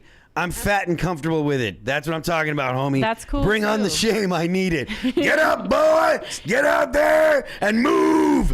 I want you sweating in 25 minutes. I'm gonna need somebody to clip that. Phil, and send it to me. you should make like motivational videos. It'd be like the anti-motivation. That'd be fantastic. My Siri, I was hollering so much Siri on my phone. I really think this is one of those things. There's two things here. On one hand, they hate self-discipline. Yes. Because first of all, it shines a light on their inability to take care of themselves or to change. And on the outset, I understand that instinct because it is a very, very hard thing to deal with if you can't take care of, if there's things about yourself that you want to change and you can't, but you have to learn how to not take that out on other people, or you have to learn how to not make that other people's fault. For all its faults, and there is plenty of fault to go around in the diet industry as far as selling products that may or not work, things like that. It used to be a thing where they would talk about, at least in the ads that are supposed to sell you an idea, about empowering yourself and taking back your health. Now, they might have been selling you a bad product, but that doesn't make the concept of taking back your health bad advice. It just means that you have to find a better way to do it. And in the age of the internet, you don't need Martha Stewart to tell you that. You should be able to do it yourself. If she was like, I drank laxative tea 5 times a day for 2 months, I'd be like, that's commitment to the bit, Martha. Good job. That'd be concerning. Maybe not good advice, but all she's saying is she did some Pilates and like cleaned up her diet a little bit. Didn't eat bread. Look, I love bread. I ate bread before the show today. I get it. You don't want to, I don't want to cut the carbs out. But if you're getting ready for your Sports Illustrated shoot, Brett. Yeah. Then I would have to cut out the bread. Which actually might be in the cards, considering they seem to be open to a lot of different. Yes, with Kim Petras on the Mary sent me a message because she sent me a message on this. Oh, go ahead. I saw someone put up a picture of bathing suits that had a spot for tucking. Oh, I think I saw that Target was selling stuff like that. So, Brett, you have a chance to be on. Perfect. So that's what I'm looking forward to. Have you ever seen that meme of like it's a mannequin with like a dinosaur head? It says another unrealistic body expectation for women. Right. It's amazing. But like you said, like Mary sent me a message earlier, like with the Kim Petras cover on here, right? And she says, 82-year-old woman or 25-year-old man. Those are your choices for the Sports Illustrated swimsuit cover. It's there is a desire to put things that are traditionally unattractive in places that have traditionally been places for attractive people, and it's called recentering. You'll hear people on the left talk about, well, we need to center these people and center. What it is taking people that are traditionally are unattractive by traditional standards and putting them as the center of attention when it comes to what is thought of as attractive. To normalize. So that way people that are unattractive are made to feel like they are attractive. It's an odd choice by Sports Illustrated, though. Like, who do they think their audience is? It's leftism. Or actually, they've been doing this for years. The trans cover. That's the second time that's happened, yes, I believe. but also, I mean, they've pushed the envelope with body positivity covers have they? in the past. I guess stuff I like haven't that. bought a lot of Sports Illustrated believe it or not. swimsuit issues. Yeah, Right. I mean, but that's ubiquitous with the media. The like writers and stuff like that. They're all hanging out in the same areas in New York, right? They're the writers that are, like I mentioned earlier, the blogs that give me a ton of crap. Like those people are still hanging out with writers that write for Vox. In fact, there was someone that wrote for one of the blogs that actually goes on to write for Vox, and she's all in death metal and stuff, and she's a writer for Vox. So those people all move in the same circles, the media and so you get a lot of the same opinions, people that have very, very similar opinions. So it's not surprising. They're in the same group chats. Yeah, it's not surprising that people that are writing very odd stories in GQ, right? Like, why is GQ not focused on men anymore? It's focused on things that are not masculine, the different ways to, quote unquote, be a man. But it's not dudely dudes. It's the trans woman that is the manlet that Ellen or no, the Page? trans man that's a manlet. Elliot Page. There you go. Yeah, that was on the cover, right? Yeah. And they put her, whatever, on the cover, and it's like, that's not a masculine man. That's not even a modern. Well, maybe it is a modern man, but it's definitely not what you would think as a masculine man. And even though GQ was always like upper crust and clean looking guys and like dudes that looked like they were wealthy and stuff, they were guys. They were dudely guys. Yeah. That stuff is gone nowadays. And I think that's strongly because of all of the writers, or the vast majority of the writers in those things, are all the same opinion. And they a lot of the young male stars today just look young. Tom Holland and Timothée Chalamet both look 15 to me. Maybe that's just my interpretation as somebody who's older, but they both just look so young to me in a lot of ways. The other quote that's funny here, it says, also problematic are Stewart's remarks equating thinness with moral superiority by describing her lifestyle as good living and a clean life, terms that appear to be about wellness rather than diet. Yeah. Well, isn't that what they want, for it to be about wellness rather diet? Well, they want it to be. They just want to point out that they think that she sounds morally superior. It's like she weapons. Can't win. Yeah, you think they'd be like, wow, they expanded, and now there's someone who's older on the cover. Yeah. But then they go after her for being healthy. Yeah, you can't. Or promoting that. Because there is no end goal. It's just more, right? Also, like it's just like weapons grade projection to say something like that, because they're the ones who want to feel morally superior. The method of the left is they pull things apart because they believe once they pull all of the imperfections away, then you have a perfected whatever it is, perfected society. That's what Marxists were known for, ruthless criticism of all that is. Basically, they just bitch and complain when you boil it down. But that's the point. It's if you find something that you can criticize, you criticize it, and you go ahead and once you criticize it, you can maybe make that problem go away. And there'll be other problems, but you have to pick everything apart. And it is tedious and endlessly infuriating to live with people that are constantly complaining about everything. One of the reasons they don't like that world has never encouraged families, because when you have a family and you're busy, you don't have the time to bitch and complain about everything. That's well, one of the they won't bitch and complain about the other cover model, the trans. Well, no, model. I mean, but that falls in line with their ideology. They won't criticize that this person transitioned as a teenager, having had surgeries. Like, that's kind of concerning. Those things don't happen, Taylor.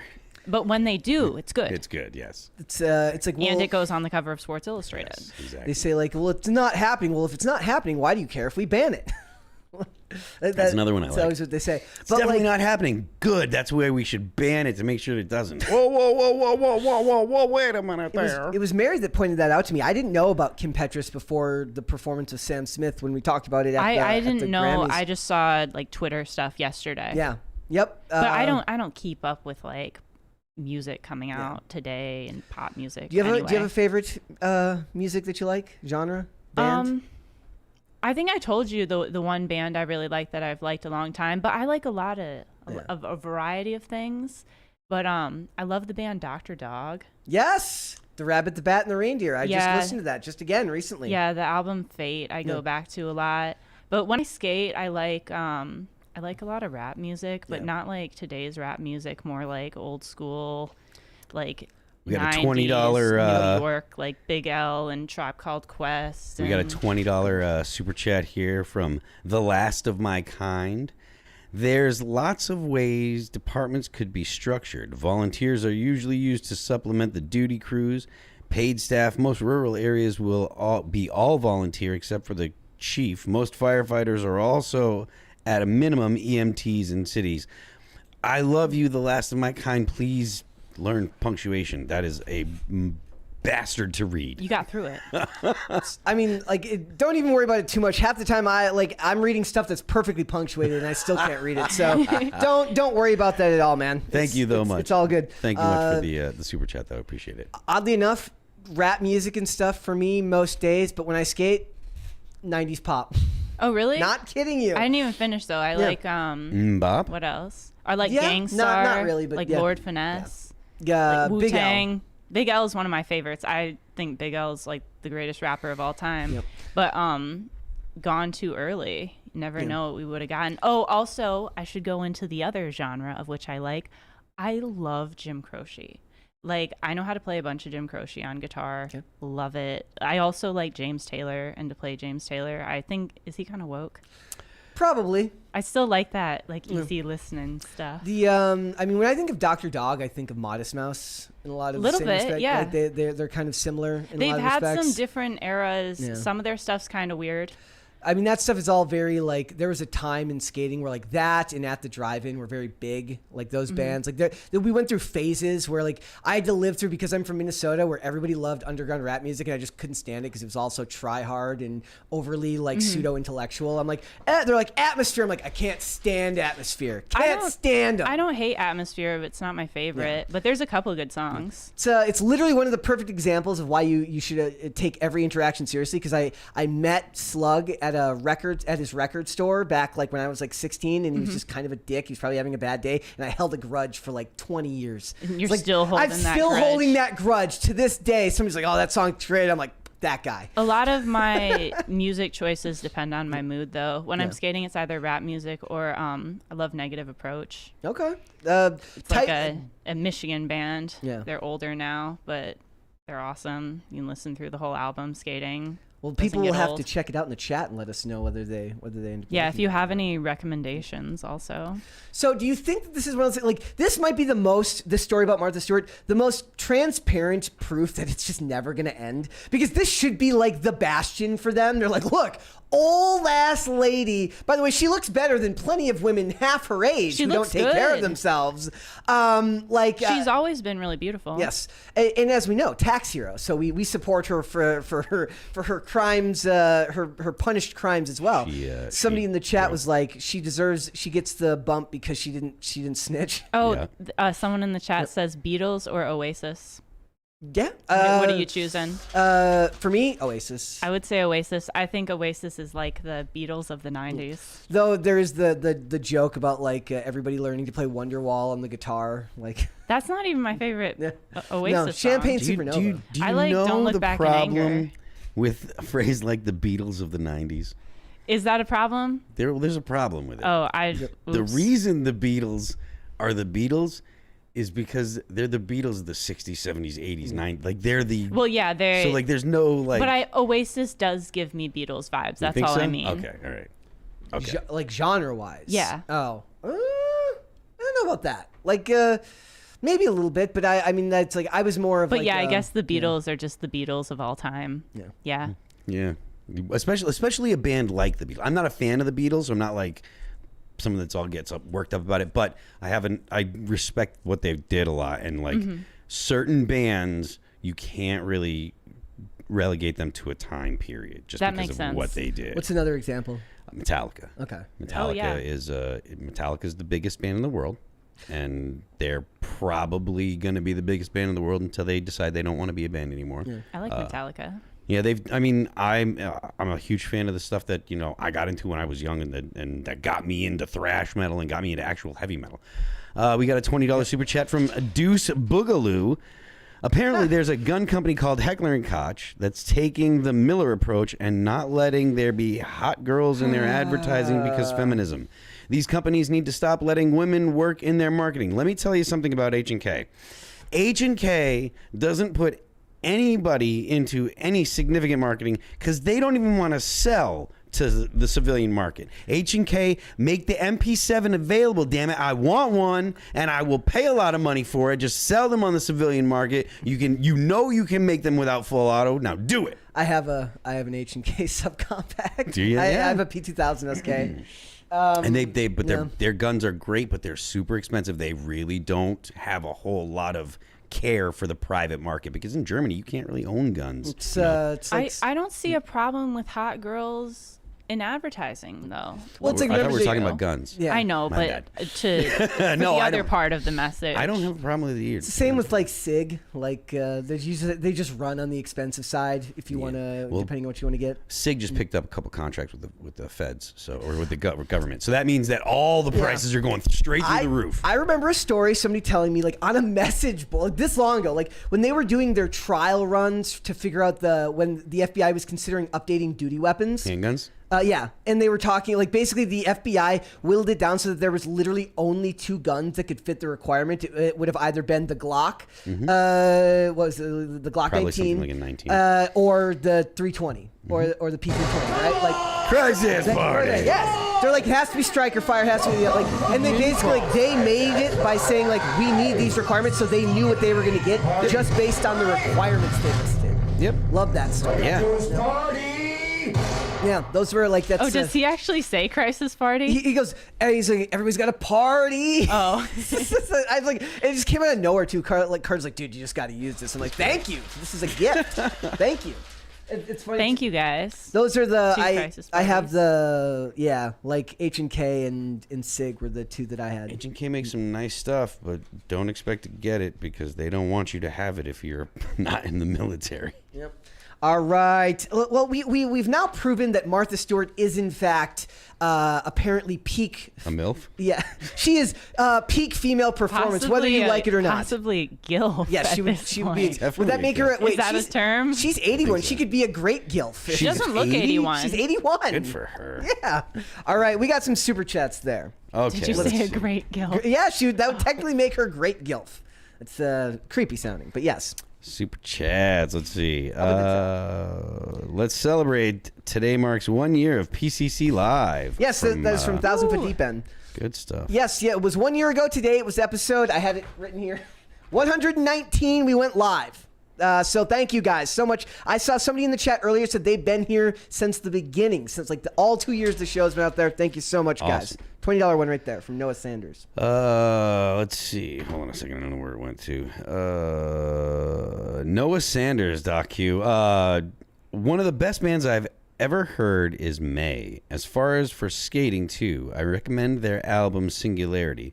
Other great music is Billy Strings or old school like B.B. King, Billie Holiday, Benny Goodman, and Glenn Miller. Absolutely. Music is one of those ones where I would need to think about it all before we had the discussion, because like Same. there's so much when we talk about music where it's just like I don't even think about a lot of it until I would have to come back to it, and like because I go through phases. Like I tend to go through like heavy phases with music where I listen to something to death and then I don't hear it for a long time, and then I come back to it years later. So it's like all I'm gonna remember to say right now is what's on my mind currently, but that's not a great representation of my music taste as a whole. That's how I feel. Like when you ask me and I ramble off a bunch of different genres, I'm not like the type of person that only listens to one genre. Yeah. So it all doesn't make sense, but depending on the day, it does. Somebody mentioned Deftones. Yes, I am a huge fan of the Deftones and Alice in Chains. Both of those. Alice in Chains. All right. We got, let's go back Super up. So we're at Let's see. The Last of My Kind. The Last of My Kind. Taylor, love the braids. It's a timeless look. Also to the crew, pizza or burgers, fries not included. Thank you. I like the braids too. It keeps my hair out of my face.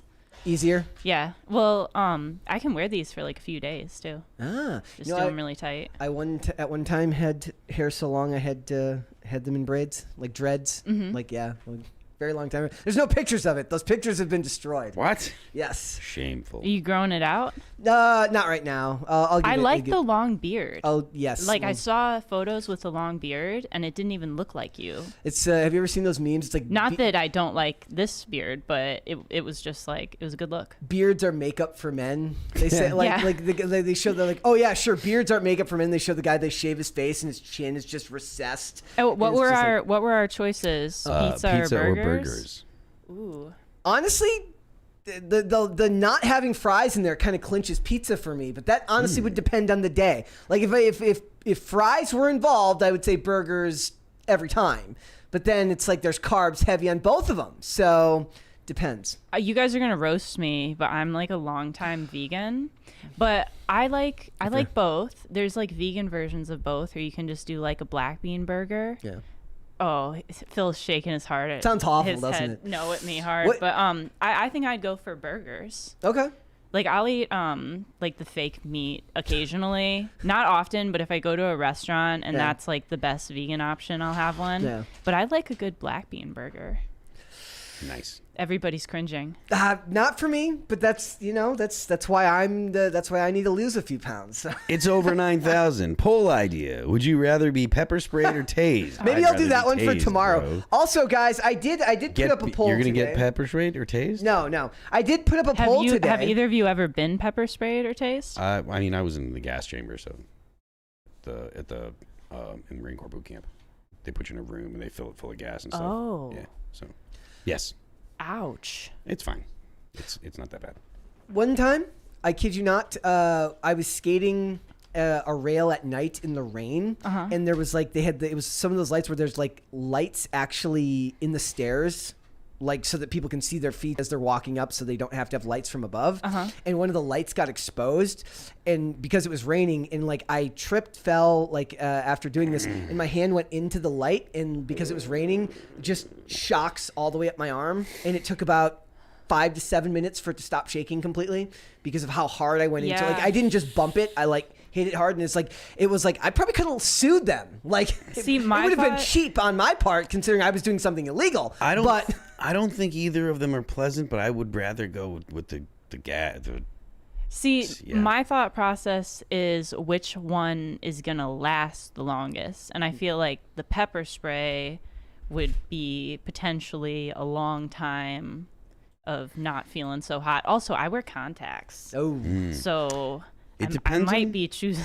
If I had to choose, I might choose taste. You know, if they're spraying you in the face with the real hard, like thin spray, right? You know, maybe the pepper spray would be, yeah. But if they're just if they're gassing you with it, like I just hope that I don't have to ever deal with either.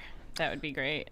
Yeah. Also, guys, I did put a poll up today. I asked if you checked out my review for a Netflix movie called The Mother that I literally watched it last night. I hated it so much that I filmed a review at like 1 in the morning because I had so much I wanted to say, and I didn't even get to all of it. I actually had more I wanted to say about how bad this movie is.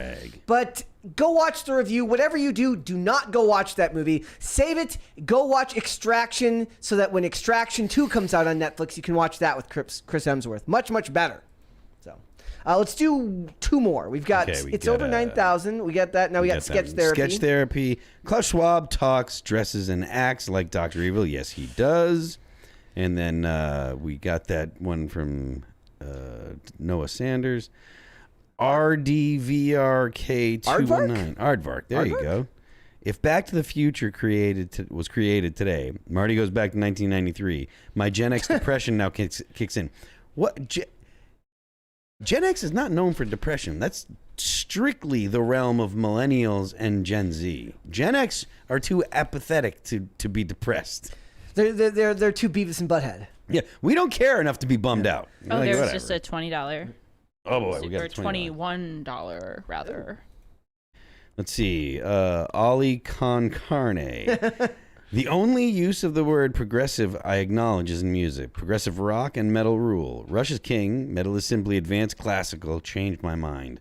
There is an argument to be made about that, I think. I am a fan of progressive metal, but not the dragon kind. I like the math kind. And there are multiple kinds of progressive metal. There are dragon progressive metal bands, and there are math progressive metal bands. What makes them different?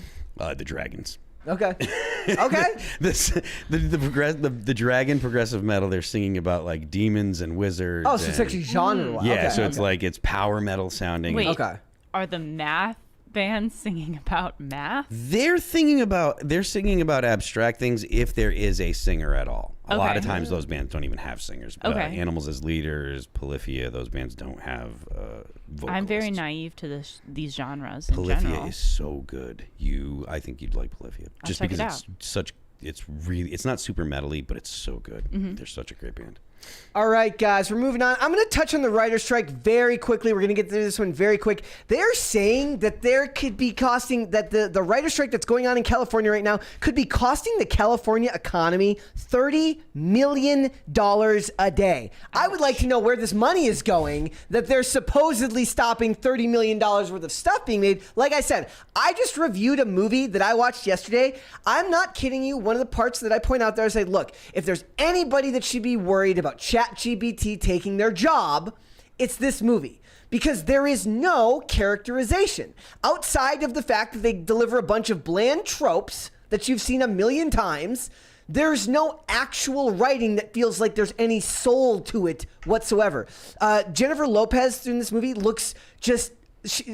the one compliment I gave it, I said, look, she does stoic well. By that, I mean that every time she delivers a line, she looks like Ben Affleck just pissed her off. And she's kind of looking angry and then knowing that they're in a car angry and she knows they're going to argue when they get home. So that's what she looks like the whole time. She looks like she's waiting to have an argument with Ben Affleck. Because none of the movie delivers any type of dialogue or characterization that helps you empathize with any of these characters. If they can't even write scripts now, that could be outstripped. If they're writing scripts now that could be outstripped by ChatGPT, they need to worry about whether they're going to get everything they want from this writer's strike, even if it is costing them $30 million a day. I saw a meme today, or maybe it was yesterday. Someone had said, I didn't realize that the automation was going to be in art and music and that it wasn't going to be in the mundane stuff. Why do we still have to do the mundane, boring stuff? And it's a bit of a wake-up call. Yeah. You know, the things that people think automation and robots and stuff can do are actually more complex and more difficult than people realize. Yeah. You know, but making art, that might not be so hard because people respond to very similar things. And music is like, there's a lot of bands and a lot of songs that use the same chord progressions, and it's because that chord progression is there's something about that chord progression that resonates with human beings. You know, you don't need to have lyrics that make sense all the time for people to be like, man, I love the way this sounds. You know, Bop by the Hansons. Like, there you go. There's no words there. Just the bop bop bop. You know, it's like.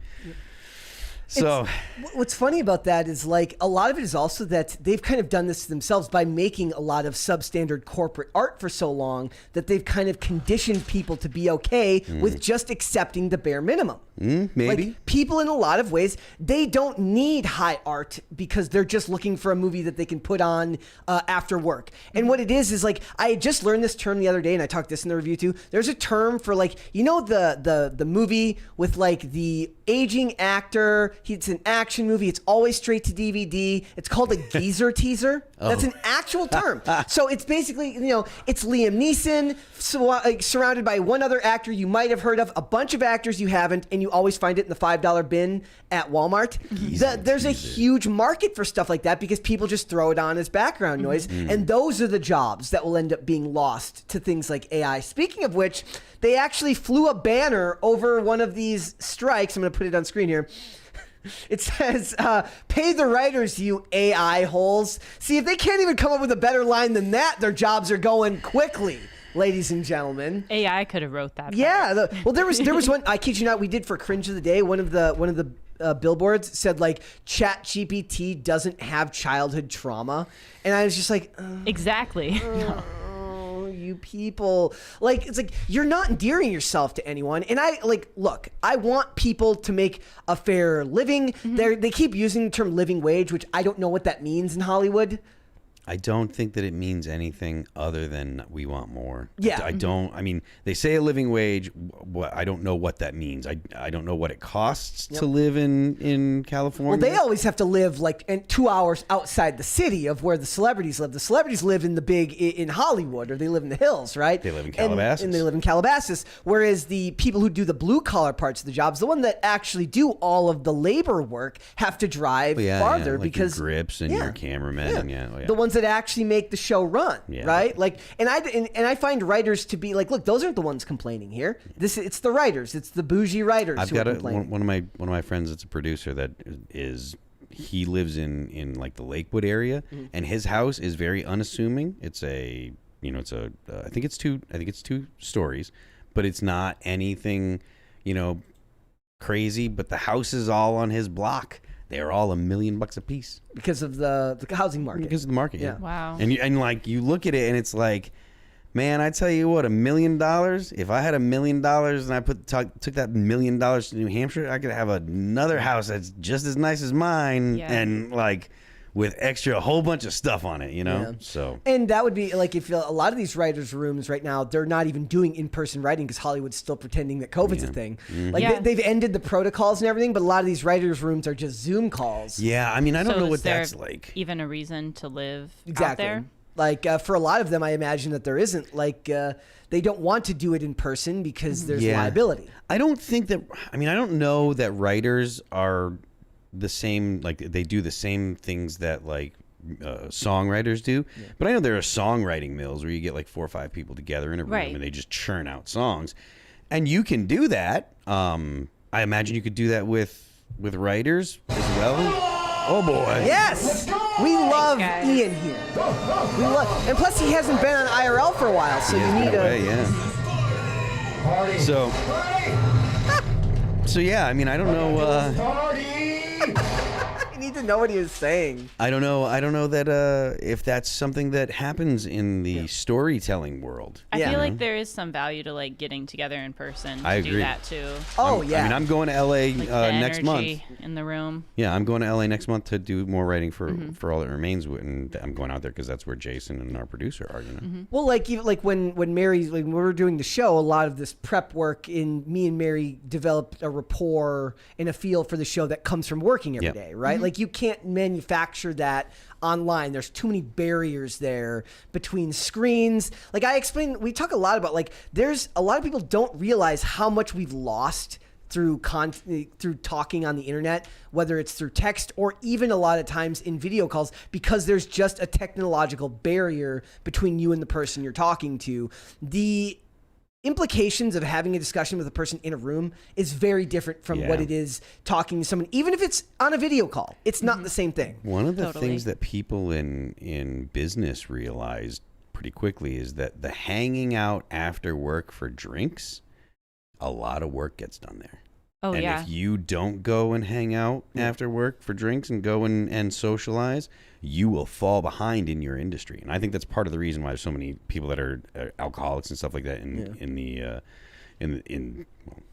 a lot of industries. But like you notice it, like All That Remains, we're not really dudes. Like there's only one guy that even lives in California. We're not the socialites, and you see bands that are the socialites and you're just like, why are they getting these tours or whatever? And it's because they know people, and it's not any kind of bad thing that they're doing. It's just that they are hanging out, and they're hanging out with producers and with engineers. It's not just that they're like hanging out with people in bands, like the people in bands that are hanging out with booking agents and the people in bands that are hanging out with management. Those are the bands that tend to have the best results from their networking, because they're not just hanging out with bands, they're hanging out with the people in the business that make the business happen. And that does matter. So getting in the same room with people, whether you're writing or when you're when you're working together, that kind of stuff does pay dividends in the end. I think a lot of people have trouble accepting that too, that look, there's no substitute for that type of human connection because everyone would like to believe that you can just do the work, and if you do your job really, really well, you'll get exactly where you want to go, but that's not necessarily how it's always going to work.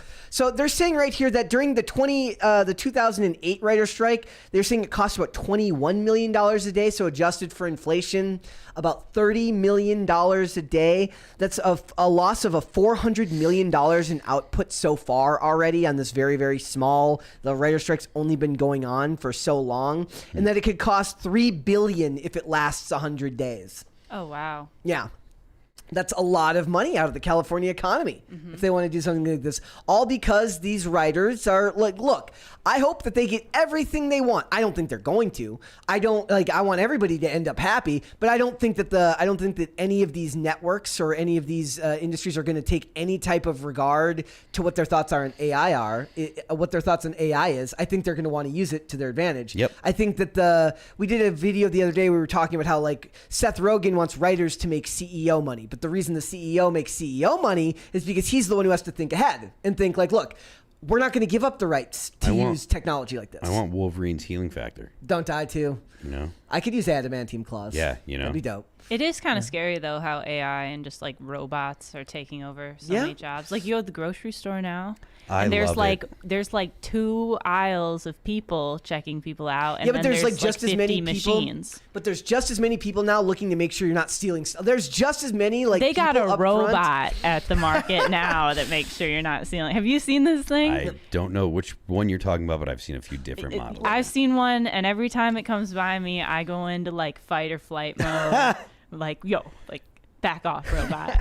Like, I'm going to be the one to just like roundhouse that thing to the ground. One of these days it comes up and scares me. We were at I was at the Walmart recently, and there was like guys, I think I mentioned this in the show. There was guys putting in new like automated kiosks, and they are kind of like a funeral procession. Like they're here to eliminate jobs. Like this dude The is workers are just standing there and the guy's kind of stoic and resigned to the fact that his job is literally to bring death upon your job.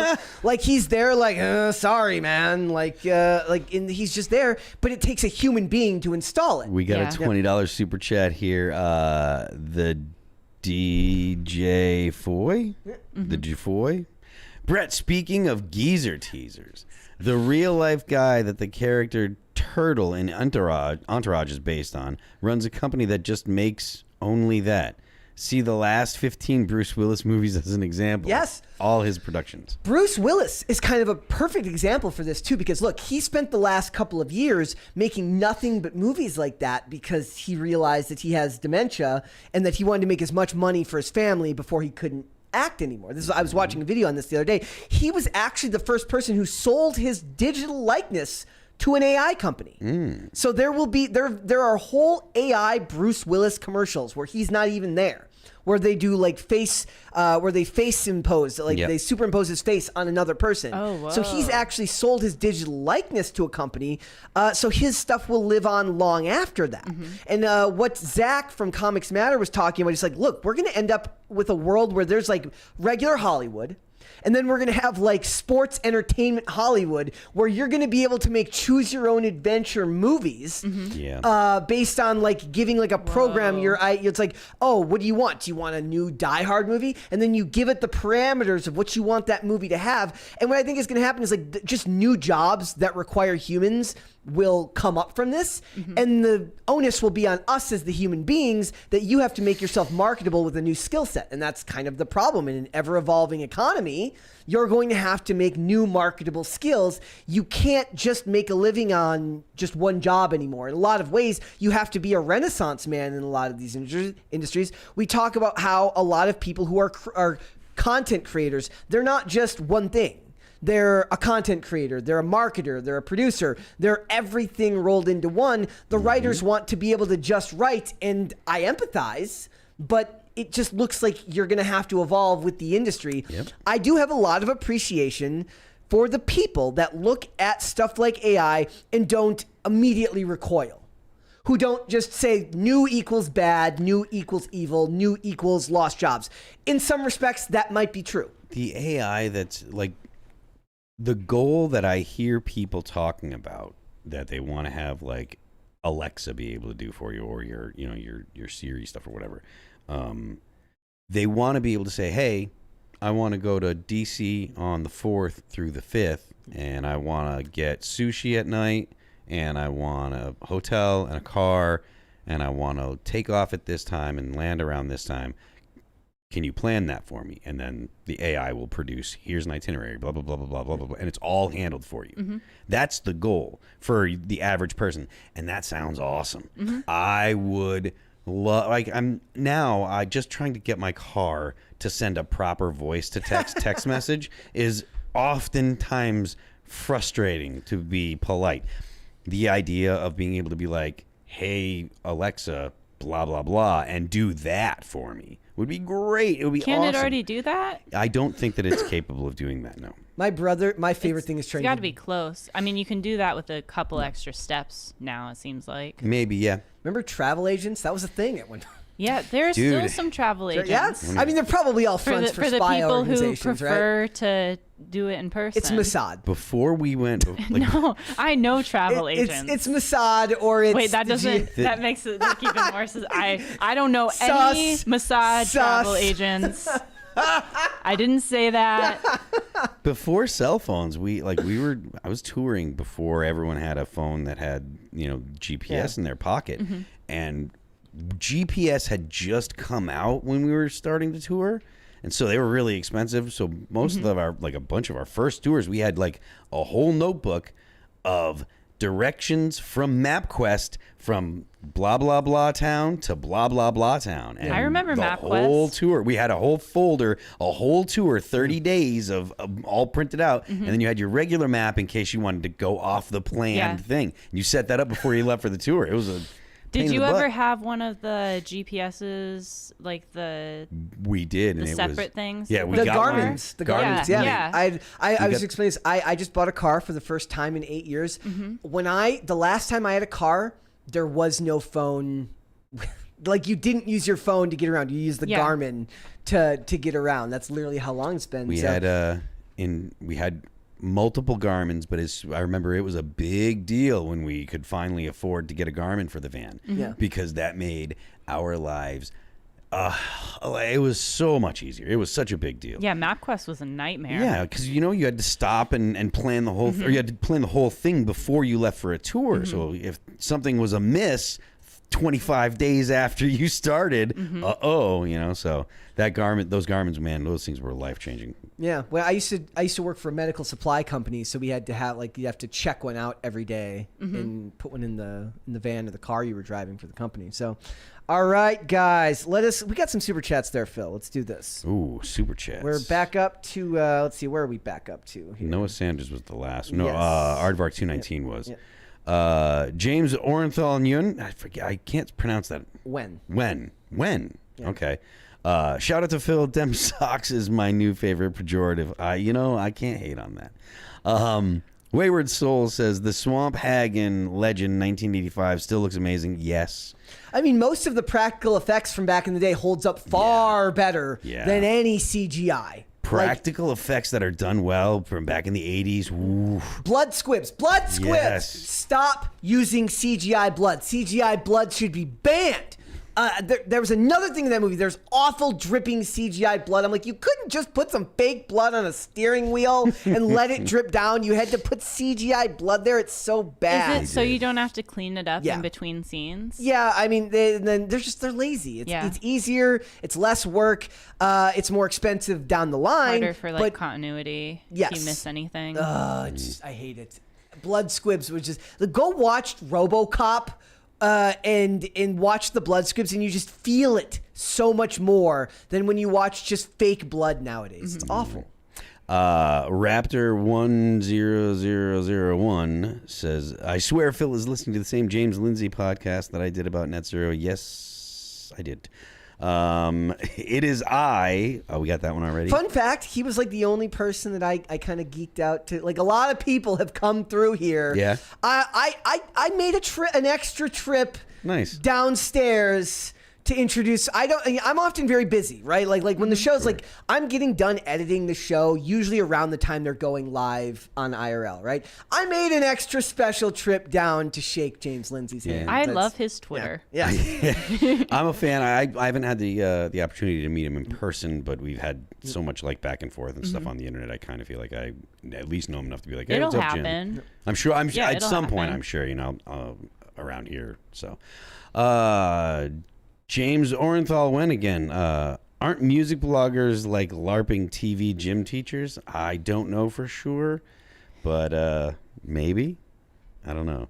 Let's see. Then we got James Orenthal went again. Johnny Lee Miller, also of the fantastic Eli Stone. Yeah, the TV show Eli Stone. That one has been sitting in my watch queue for it's been a victim of just getting pushed further. I need to get around to seeing that. Every time it comes up, I miss it. So I will get around to that one. Olivia Claire says people in bigger bodies sounds like they got swallowed and they're stuck.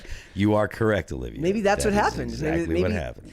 Maybe they're just mad because all of them got swallowed by somebody larger, and that's why they're so just a smaller upset. person inside just screaming to get out. Russian dolls of unhealthiness. Russian. What's up, dolls. Olivia? I think Olivia's from Michigan too. Chris Noski says, I'm fat and we already got that. Let's see. Jan Stankiewicz? Or is it Jan? Jan Stankiewicz? I don't know. GOB president's definition of woman: person whose hair smells nice. Yeah. Tex says, how dare you get healthy? Yeah, well, you shouldn't be doing that. It's unforgivable. Ryan Brown says, the left continues to prove we are in Revelations times as they shrug off sound doctrine. They only hear and see what they want to hear and see. Brett Blade, that's a different one.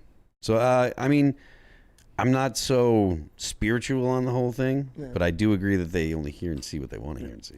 All right, you know what we're gonna do? We're gonna move on to Brie Larson. You're gonna be happy about this one. Boom. You're gonna be very happy to discuss this one. Everyone loves Brie Larson because she's so kind and she's so nice to everyone. But what happened is look, Hollywood celebrities in a lot of ways have been coddled. They're not used to actually being asked questions that they don't have an answer to, and they're not used to not being kind of fed the softballs, which is what they get most of the time. She does look nice in this picture. Oh yeah, she's looking good these days. She's in the trailer for the Marvels, looking quite nice. I never said she wasn't pretty. No, actually, I think I did at one point say she wasn't pretty. I changed my tune on that as well. I changed my tune on Martha Stewart's looks, and I changed my tune on Brie Larson. I can learn and grow, just like the left always says. You have to do better. I can do better, guys. So it says, during a tense moment at the 2023 Cannes Film Festival jury press conference on Tuesday, Brie Larson was asked if she'd be attending the premiere of the new Johnny Depp film. It's a French film that's coming out, given that she is an outspoken advocate of Time's Up. She's very, she's got to have to live up to the fact that she made a bunch of statements earlier on. She said, I think at one point she said, being a woman is living on the defense at all times, was something that she said. And now she's got to worry about whether she's going to go see a Johnny Depp film or not. Thoughts?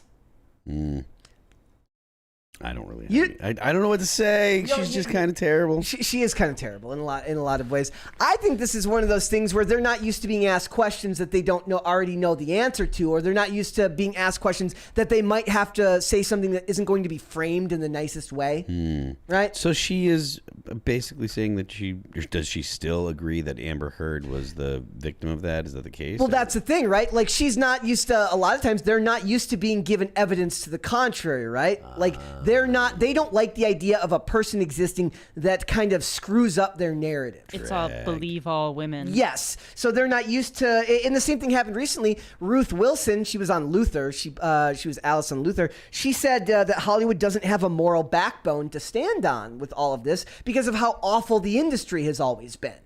Right? Like, for every Harvey Weinstein, there are a bunch more that have never been caught and never got in trouble. He's just the one that became the scapegoat for everybody else. It's always been bad in the industry. Part of the reason why Harvey Weinstein was the scapegoat is because of his connections to not just the industry, but to political people. Like, all the people that he's supposed to be, or that are supposed to be the good people, have, like, extensive pictures with Harvey Weinstein. The Oprah picture is the creepiest. The Oprah picture. There's Hillary Clinton pictures with Harvey Weinstein. There's a lot of people that are in, positions of authority and power that should not be hanging out with Harvey Weinstein, at least. So this is what she said. She goes, "You're asking me that?" She replied, "I'm sorry. I don't understand the correlation or why me specifically." When pressed further, that was like, "Are you going to watch the the movie?" Well, you're a juror at Cannes, and they're showing... Now, this movie isn't up for an award, or it's not being reviewed there, but it is going to be shown there. So you're a juror. You watch movies as part of your job. It's not an unfair question. It's a very reasonable question. I've never been surprised when people ask me if I've heard a metal band's new record.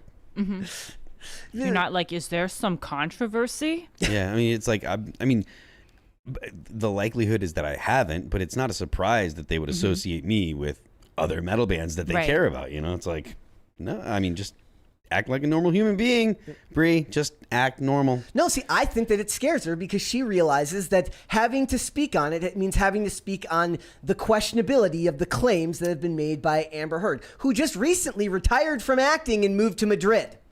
And then, there was this hilarious article where, and she was speaking in perfect Spanish to the locals. So it's like, what kind of puff piece is this crap?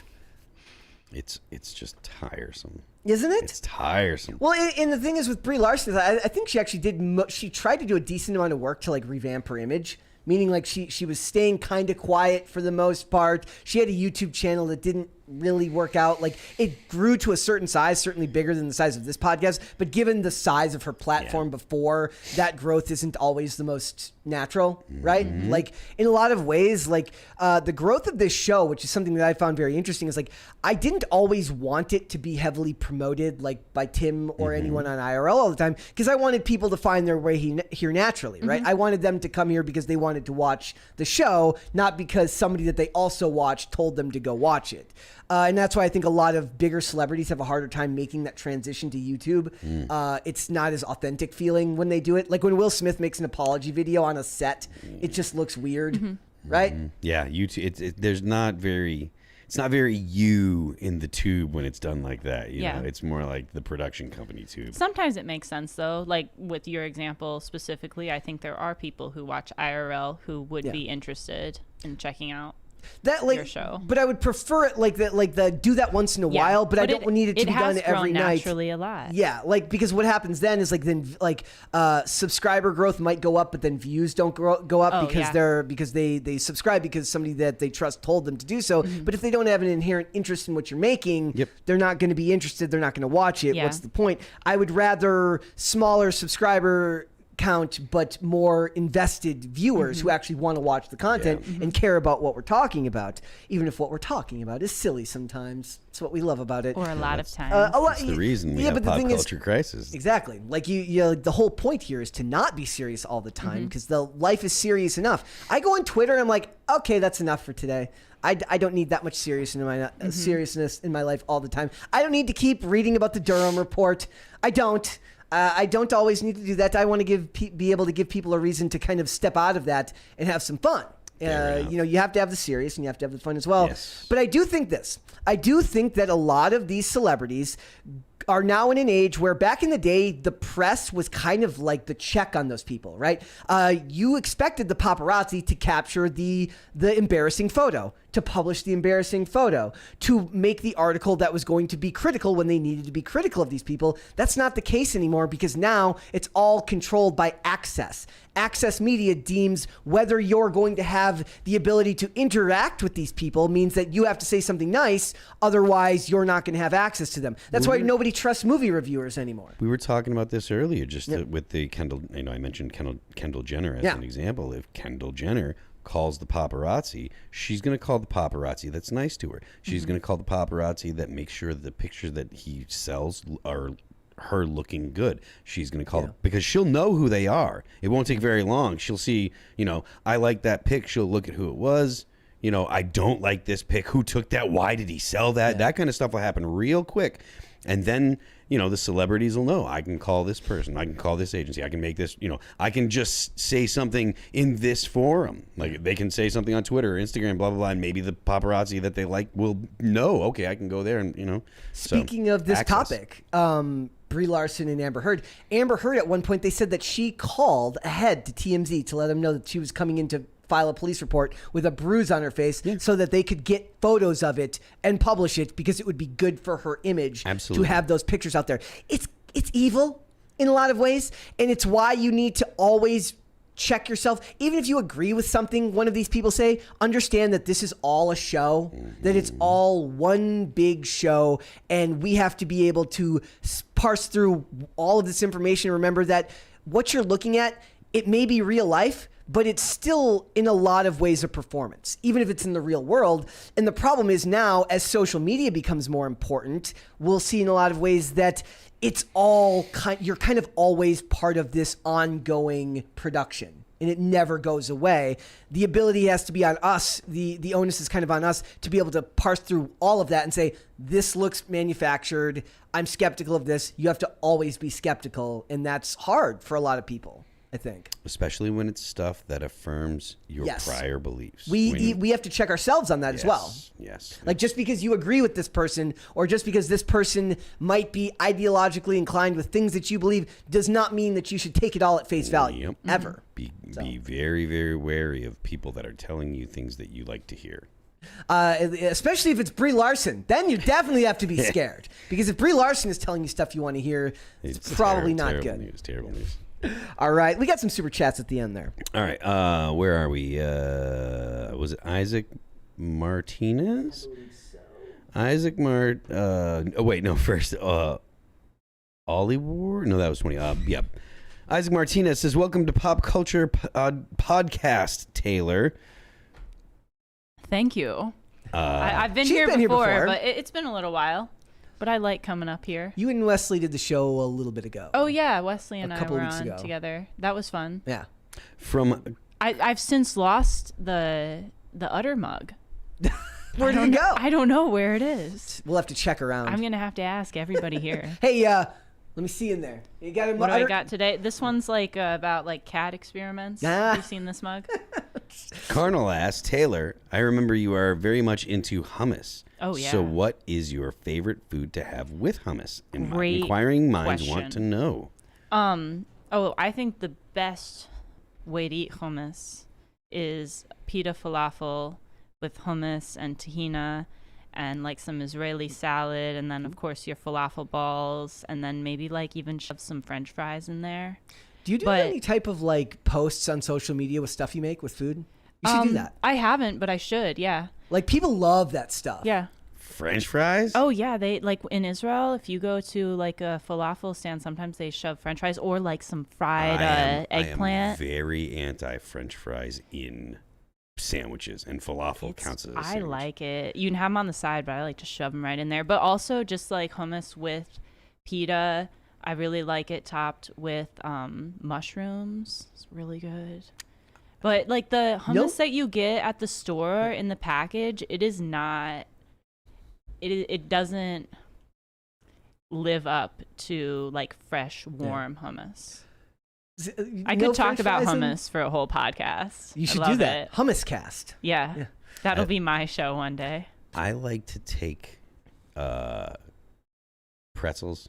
Oh yeah. I like those, the little pretzel thins. The flat ones? Yeah. Yes. Yeah, those That's rock. exactly what I'm thinking or about. Like the garlic ones. Some celery or like bell pepper. Like, it's good on everything. Or on a bagel. Just chickpeas. Yeah. Like on a bagel, and then like chop up some tomato and a little bit of salt on your tomato. I'm getting hungry. Did we get the Old Warrior 34 one about H&K?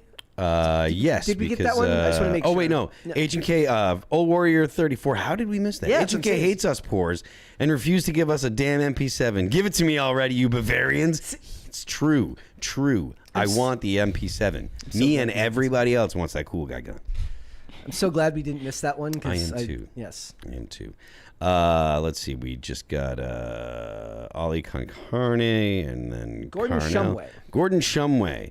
Phil, I feel you on the gas chamber thing. When I was in the Army, we were always going. We got so used to it, we stopped putting on our pro mask. We had a competition who could see who could last the longest. That sounds like the Army. I don't blame you either. I mean, it's not that bad once you go in. Like once you're in and out, you're like, all right, that was fine. Do you think it makes it worse going into it knowing what's going to happen? Well, the way that we like the did anticipation. the anticipation is way worse because you don't know, and you're told, look, this is going to hurt, blah blah blah. And so, like, the way that we did it, like, we were all standing along a wall in like one large room where they had done like instruction and stuff for the platoon, and they had another platoon going into the chamber. So it's and it's just it's a concrete building, and there's a couple drill instructors in it, and they're the ones that have, like, the gas and stuff. They drop a pill into something that dissolves it, and the gas comes out. And you walk in, and everyone has to take the gas mask off, and then you have to wait and put it on. And the point of it is you have the gas so that way you can clear your gas mask, and you know that you learned the proper way to clear it. Because if you didn't clear it right, that gas is going all up in you'll know real fast if you didn't clear it right. Do you have to do it again if you don't get it right? You do it twice. You have to take it off. And one of the things they do is you take it off, and I think you just moved it the first time. I think we put it on top of our heads, and you have to wait till everyone does it. So you put it up, and the guys that are scared or not doing it, you're like, hurry up, everyone. And you're waiting. And so you put it down, you clean it, and then you clear it, and then you have to pull it off. And then you're still waiting for the guys that were scared to, they didn't get it cleared last. And so they got some of the gas in, and it makes the start. And then their gas mask starts filling up, and you're waiting like this. You're like, I hate you. I hate you. I hate you.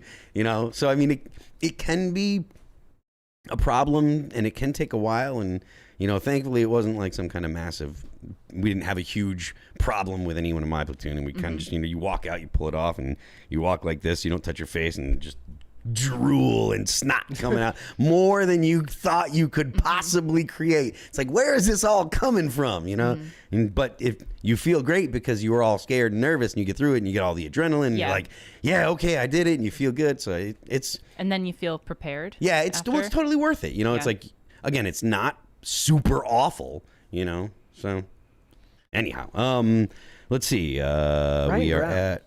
What was that? I believe Ryan Brown we're at. Ryan Brown says, we imagine the Terminator wrong. They will not terminate people by killing them, but by terminating from employment. there is truth in that. Somebody should make a skit. Maybe it's already been done, where it's like it's just the Terminator, but it's just the HR guy who has to go around and fire people. Yeah. Like, you've been dun, dun, like dun, yeah, dun, dun. like you won't be back. Yeah. Like, you'll not be back.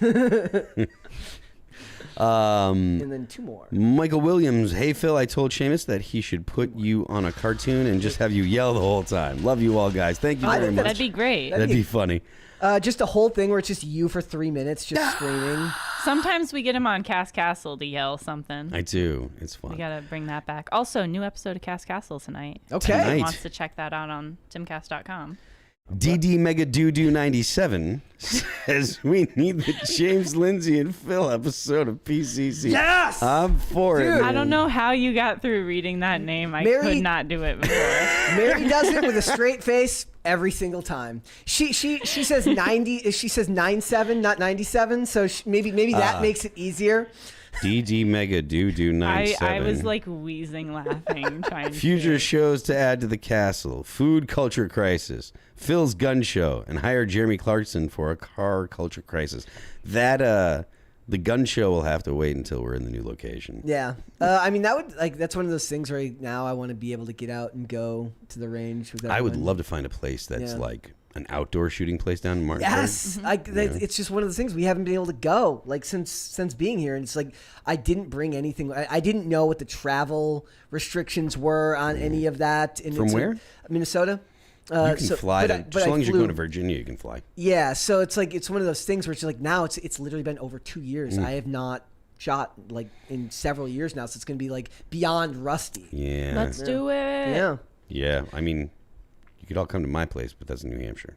So Let's go one more. the last of my kind, making a Twitter just to send cute of the day pics. Good Yes! call. Aw. Very good call. Yes. Send them my way. We will include them in the show. I love being able to include everybody's pets in the show. It's become one of my favorite parts because I have found that if there's one thing that people love, it's to show off their pets. Their dogs. So, all right, guys. Hold on. High Voltage 75. Taylor, I know you're a fan of horror. Have you seen Maximum Overdrive, a campy horror comedy classic about homicidal semi-trucks directed by a coked-out Stephen King? Check it out if you haven't. I have not heard of that. It's but worth you've checking seen out. it? Yeah. How you like it? Yeah, it's cool. Okay, I'm gonna add that to my list. Wait, what was the other one you recommended earlier? Me? Did I recommend Will Smith. Enemy of the States. Okay, this weekend I've got a list of things Enemy to of the do then. State, yes. Enemy of the State, So Maximum good. Overdrive. Thank you for the recommendation. I was watching it last night. I could not believe how much of it holds up. Yeah. I mean, there's some really like funky tech, like the thing in the backpack, and they're like working out the wire dimensions. Like, I don't know if that still works. Are the semi-truck drivers homicidal or the No, the semi-trucks? semi-truck. The Oh, semi-truck. that's even better. Robot, inanimate objects come to life. Okay, and cool. kill people. I like it. And the Enemy of the State stuff. The only thing that the only real criticism that I have about that is what's his name? Jason gets killed in the beginning. Yeah. What's his last name? The guy that stuffs he's in all Kevin Smith's movies and stuff. Anyways, I'll think of it after the show. It's also got Scott Conn, James Caan's son, is in that movie. Like it's like a stacked cast of pieces. Yes. It's got Lisa Bonet, who was married to Jason Momoa. It's got Regina King and like a bunch of people. Like, I don't remember this movie having all of these people in it. It was crazy. Like those movies from that time period have so much more have such a classic feel to it. They do. Like, movies today will feel dated. That one is not going to feel dated. So also it proves that Will Smith was a star. He really was. Like, he still is. Yeah. But he was like you get the it factor from him in every scene. Yep. Oh, Maximum Overdrive has Emilio Estevez? Yes. Cool. Okay. There you go. Charlie Sheen's brother. All right, guys, thank you so much for joining us today. Before we go, could you hit the like button on this video and subscribe to this channel if you have not done so already? Thank you so much for doing that. Taylor, let everyone know where they can find you. You can find me on Twitter at TMSilverman or on Instagram at Taylor May Silverman. And like I said before, there's a new episode of Cast Castle out tonight, so you can check that out too. Perfect. Phil, where can they find you? I am Phil Labonte. You can find me on Twitter at Phil That Remains. I am Phil That Remains Official on Instagram. The band is All That Remains. You can find us on Apple Music, on Spotify, and all the streaming services out there. Perfect.